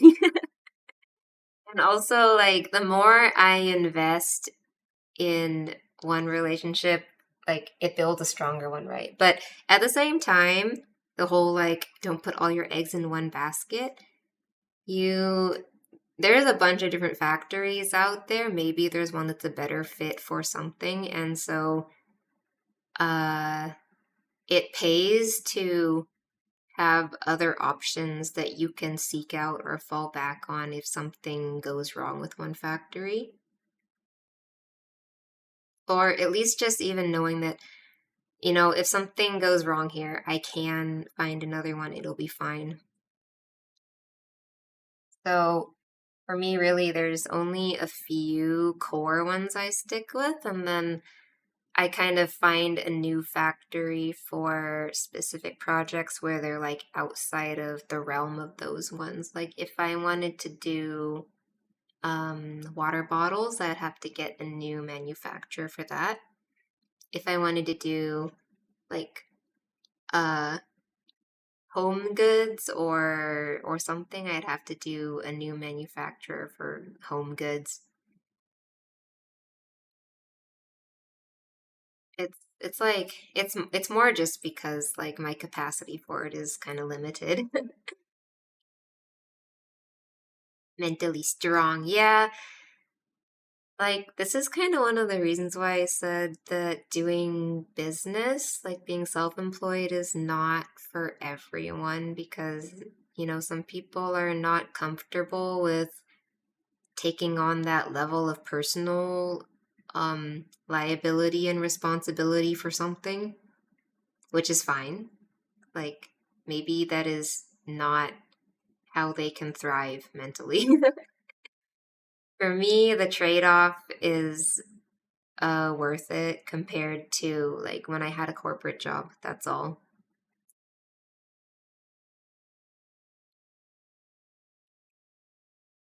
Okay. Ooh, my water is running out.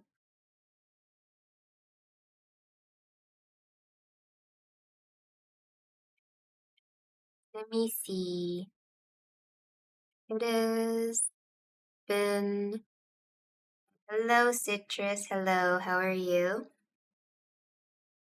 I am super busy lately getting ready for my August conventions, but otherwise I'm doing okay.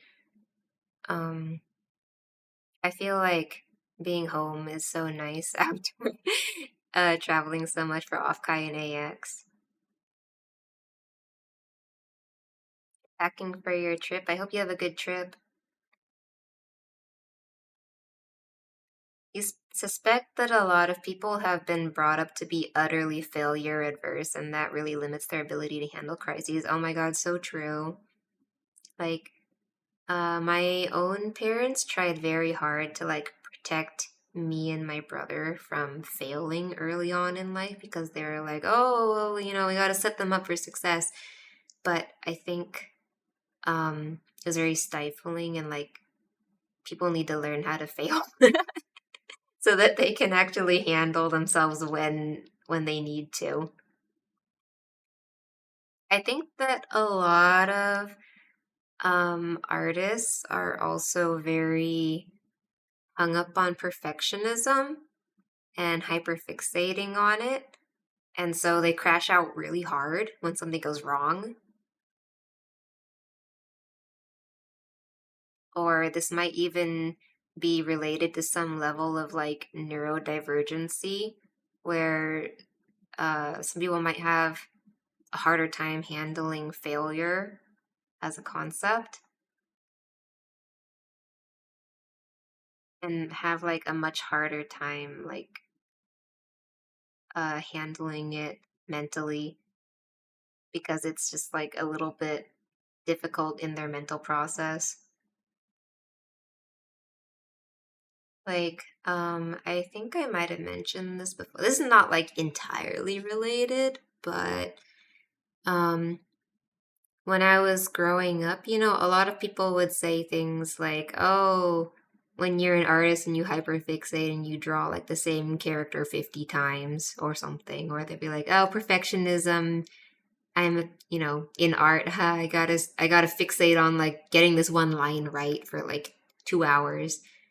And like I would hear a lot of that growing up, and then I'd be like, "Oh, I don't relate to that." I was like, "Oh, is this like not very real artist things of me, TM? Because I don't relate to the hyperfixating on drawing the same character like 50 times." And then later in life, when everyone started realizing they just had undiagnosed ADHD, then I had this realization that Oh, it wasn't an artist thing, TM. It was an ADHD thing that they were experiencing. It just happens that there's a lot of artists with ADHD. And because I don't have, I mean, I have other issues. I have anxiety, whatever, but I don't have ADHD. And so I was just like, oh, no wonder I didn't relate. It's because I don't have ADHD.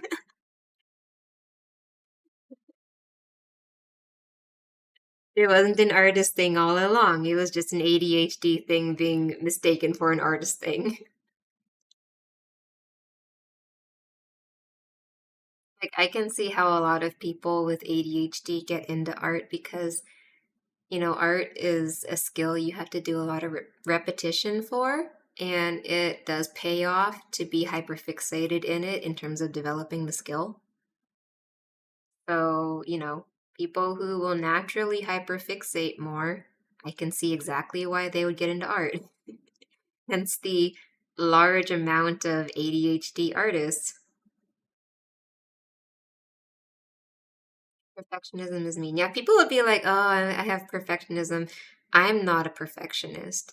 I would say I'm like detail oriented, but I am absolutely not perfectionist. Like, if a lot of the time people be like, oh, I have so many like unfinished drawings because I was too hung up on trying to make them perfect and never got posted. And a lot of the time I'd be like, wow, I can't relate. Because a lot of the time I would draw something and then maybe near the end I'd realize, oh, the anatomy is kind of messed up here. But at that point, I was like, I already made it this far. I don't want to go back and fix it now. I'm just going to post it. And I was like, I'll just do better next time on the next piece. And that's kind of like the attitude I had for a lot of things I made in general. I was just like, well, it's done, and done is better than not done.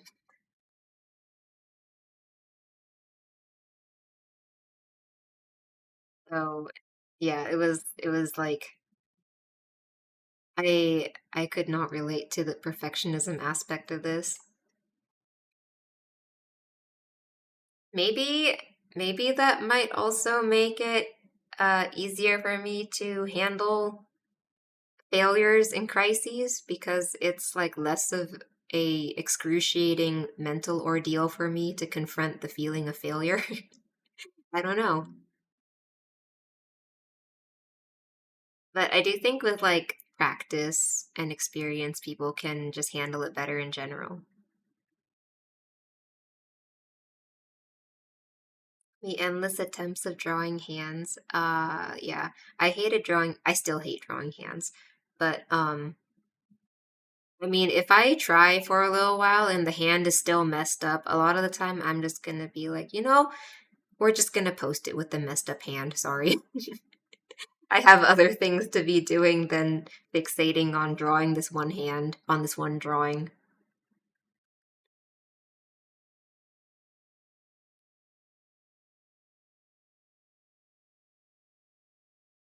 So for August, the conventions I have are Otakon and then Anime NYC. I just sent out my palette for Anime NYC yesterday. On Hype, yeah. I'm hoping it's not too horrible and muggy in DC this year. I got off the wait list for Otakon like very late.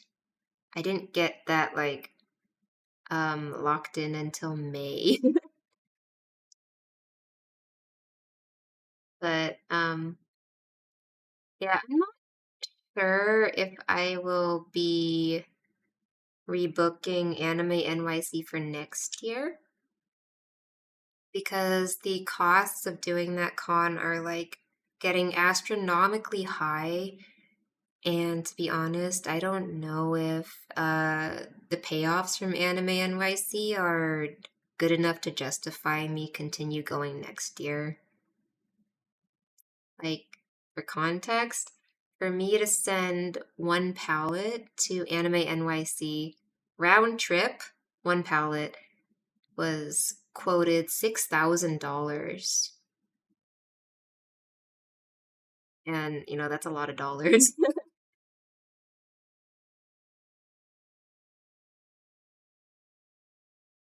And so hot lately, the things you do for, oh no, are you cosplaying again this year? I personally could not, I can't handle doing cosplay at the con that I'm working at anymore. It's too much. How many pallets did you get? The 6,000 was for one pallet. That was the price I was quoted for one pallet at 800 pounds.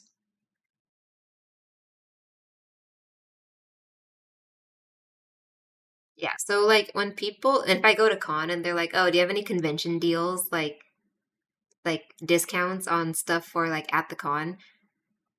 I know they don't know how expensive it is, but I'm like, "Damn girl, it cost me like $6,000 just to send the stuff here. There's no way I can afford to do discounts." That's just like the pallet shipping itself, not including the cost of the booth rental and all that stuff, like all the other things, booth rental, flight, hotel, like all of the other like associated costs with boothing. Like at this point, honestly, uh conventions are mostly a marketing thing for me. They're in terms of like sales, I still need to sell a certain amount of product for it to be worth me to go. But if I only did convention sales and no online sales, this would not be financially sustainable for me at all.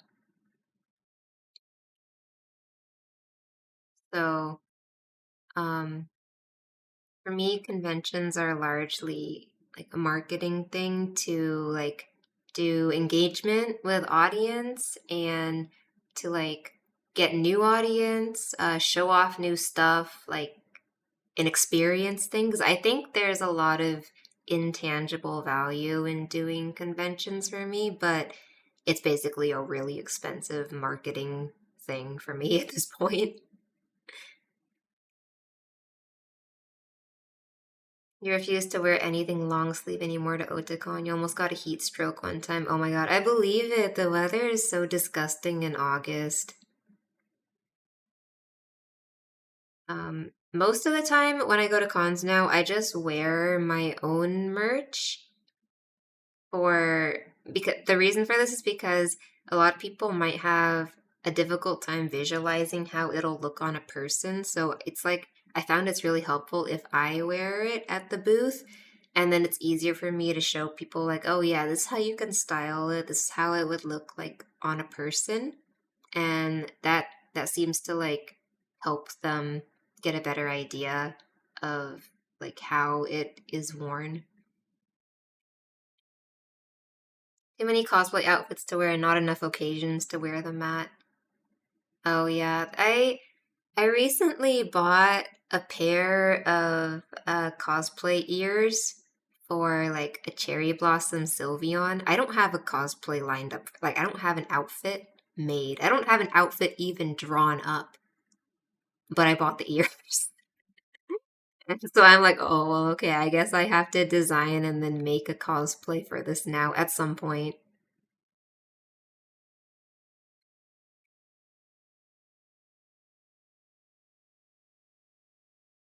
Really good idea as an apparel seller. Yeah. Um, when possible, I try to wear my merch or have like booth helpers wear the merch to like demonstrate to people. You would not cosplay anything too hot if it wasn't for the attached hotel and AC. Oh my god, yeah, imagine if there was no AC. I'm not staying in the attached hotel though. I'm like staying in a different hotel and I have to walk to the con, so I'm like, we're not doing that.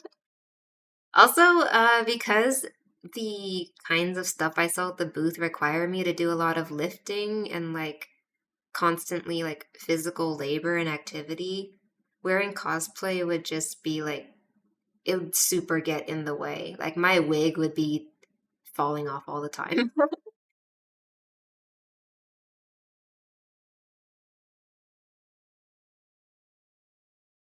I get a lot of overseas orders. Not a ton.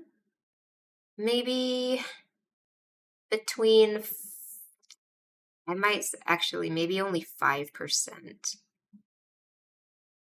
Under 10% for sure.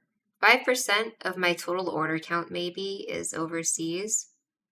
And it's probably mostly just because shipping costs are like really difficult for people to swallow, which I understand. Especially like whenever someone from Australia orders something from me, I'm like, whoa. Like the average cost for me to ship any package to Australia, like if I want to send a t-shirt to Australia, like the shipping services are like, that'll be $40, please. If I want to send like a hoodie, they're like, yeah, that's gonna be like $60. So I have had people from Australia order things from me before where they paid over $100 just in shipping. And I'm just like, whoa. I'm like flattered that they want my stuff that much, but also I'm like, I'm sorry.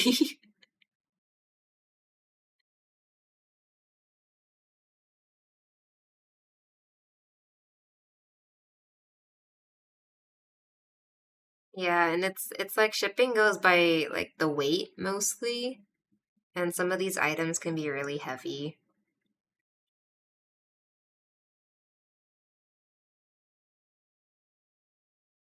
Sometimes overseas orders can also stress me out a little bit because a lot of people like you can write all over your like product page, web page, whatever that like overseas orders may have to pay like VAT or customs, stuff like that.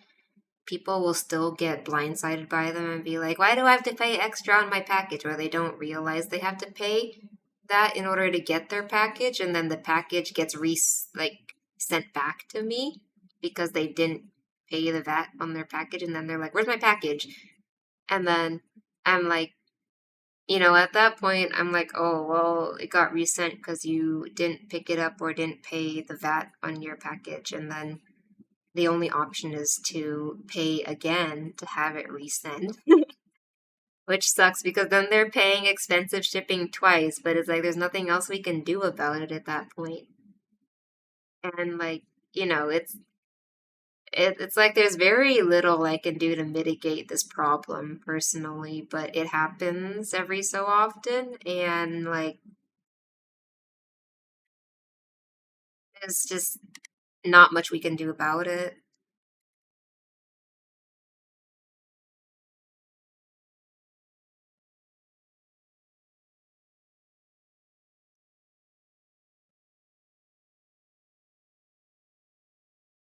And you can only imagine, yeah.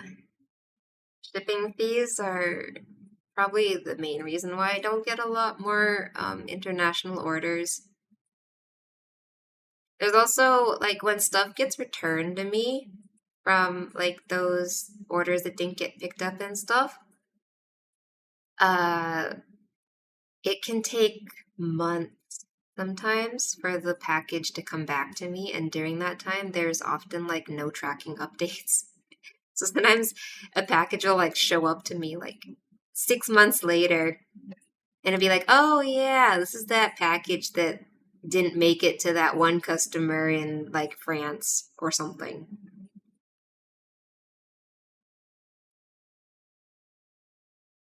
You got notified like 3 hours ago and I'm still going, yeah, I think we're kind of coming on, I'm thinking about cutting it soon-ish. But yeah, for now we're still going for a little bit longer. Yes, hello Raven. I think I already answered your question earlier, I believe, but I think you might have not been around for that, sorry. But I'll have the VOD later in case. Looking at the package like, oh hey, I thought you were dead. Yeah. I once had a package returned to me from Korea and that took oh my god, I think it might have taken almost 8 months.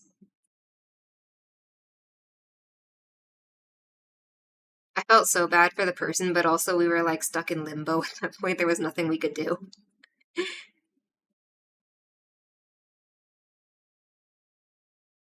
How frequently do you stream? You've never stayed on a stream so long. Oh, I'm flattered. I don't stream super consistently. Mostly that's because of traveling for conventions and stuff. I do want to stream more after my August cons are done. So I don't have like hard set schedules, but I would like to do like a few times a month going forward if I can. You gotta go get ready for bed. Yes, thank you so much for coming, Snowpix. Thanks for asking your questions too. They were very like thoughtful questions and super relevant, I think. So it was like I think good topics to talk on. This strawberry model looks great. Yeah, thank you. Um, I want to draw a new live 2D model and rig one for myself at some point to replace the one that I lost. But that's like kind of low on my priority list at the moment. Are there any plans on other overseas options? Some countries are probably not available. It's kind of a case by case basis thing. There are some countries I didn't have enabled just because I have to manually check them to include them in the country shipping list, and I might have never expected somebody from that country to order from me. So if they send me an email, sometimes I'll be like, "Oh, okay, I can add your country." Other ones I might purposely not ship to for reasons like a large number of packages get lost when sending to that country. But for the most part, if a country's not available and somebody sends me an email, I usually can add it to the list.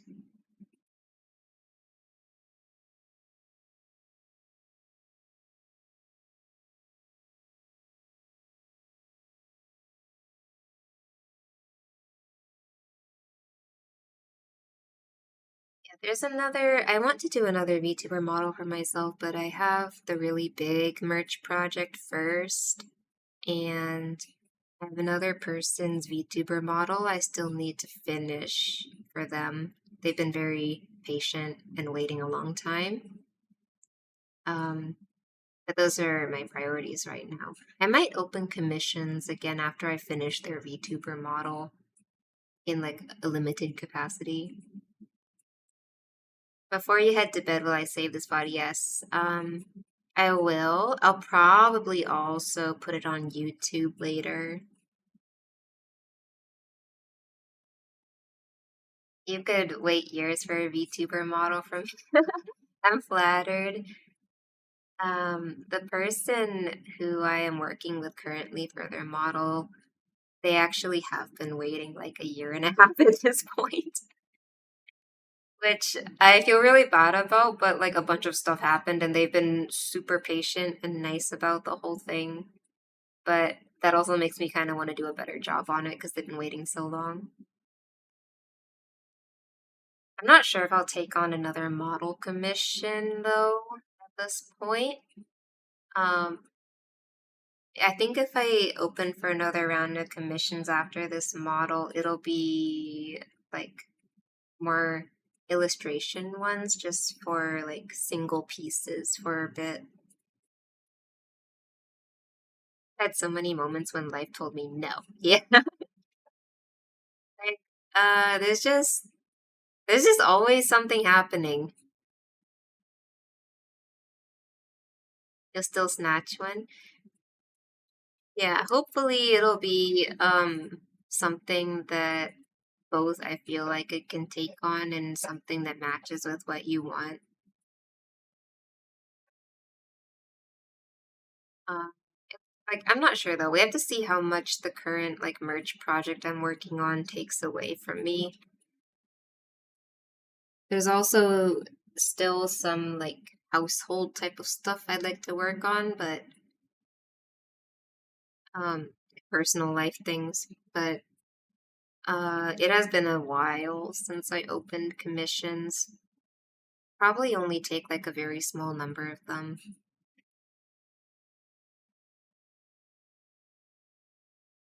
Because I would like to maintain some level of personal time still to do my own projects too.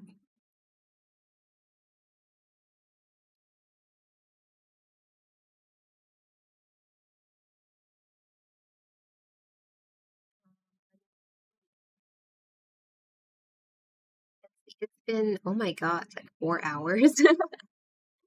I've been talking for like 4 hours. I think it might be a good time for me to end right about here and like go eat something. I haven't eaten anything since lunchtime. Yeah, I had water, don't worry. But I haven't eaten like dinner yet. It's been a thank you so much for the stream. Yes, thank you guys for coming and asking questions. It was really nice to talk about these things. I hope everybody has a good night, and I hope the stream was like helpful and informational for people. Worth staying up till 3 a.m. Oh no. Guys, I hope you have a good night. I don't know when the next time I stream will be. We'll see, but it will probably be either art or a game next time. It might or might not be before I go to Otakon. We'll see.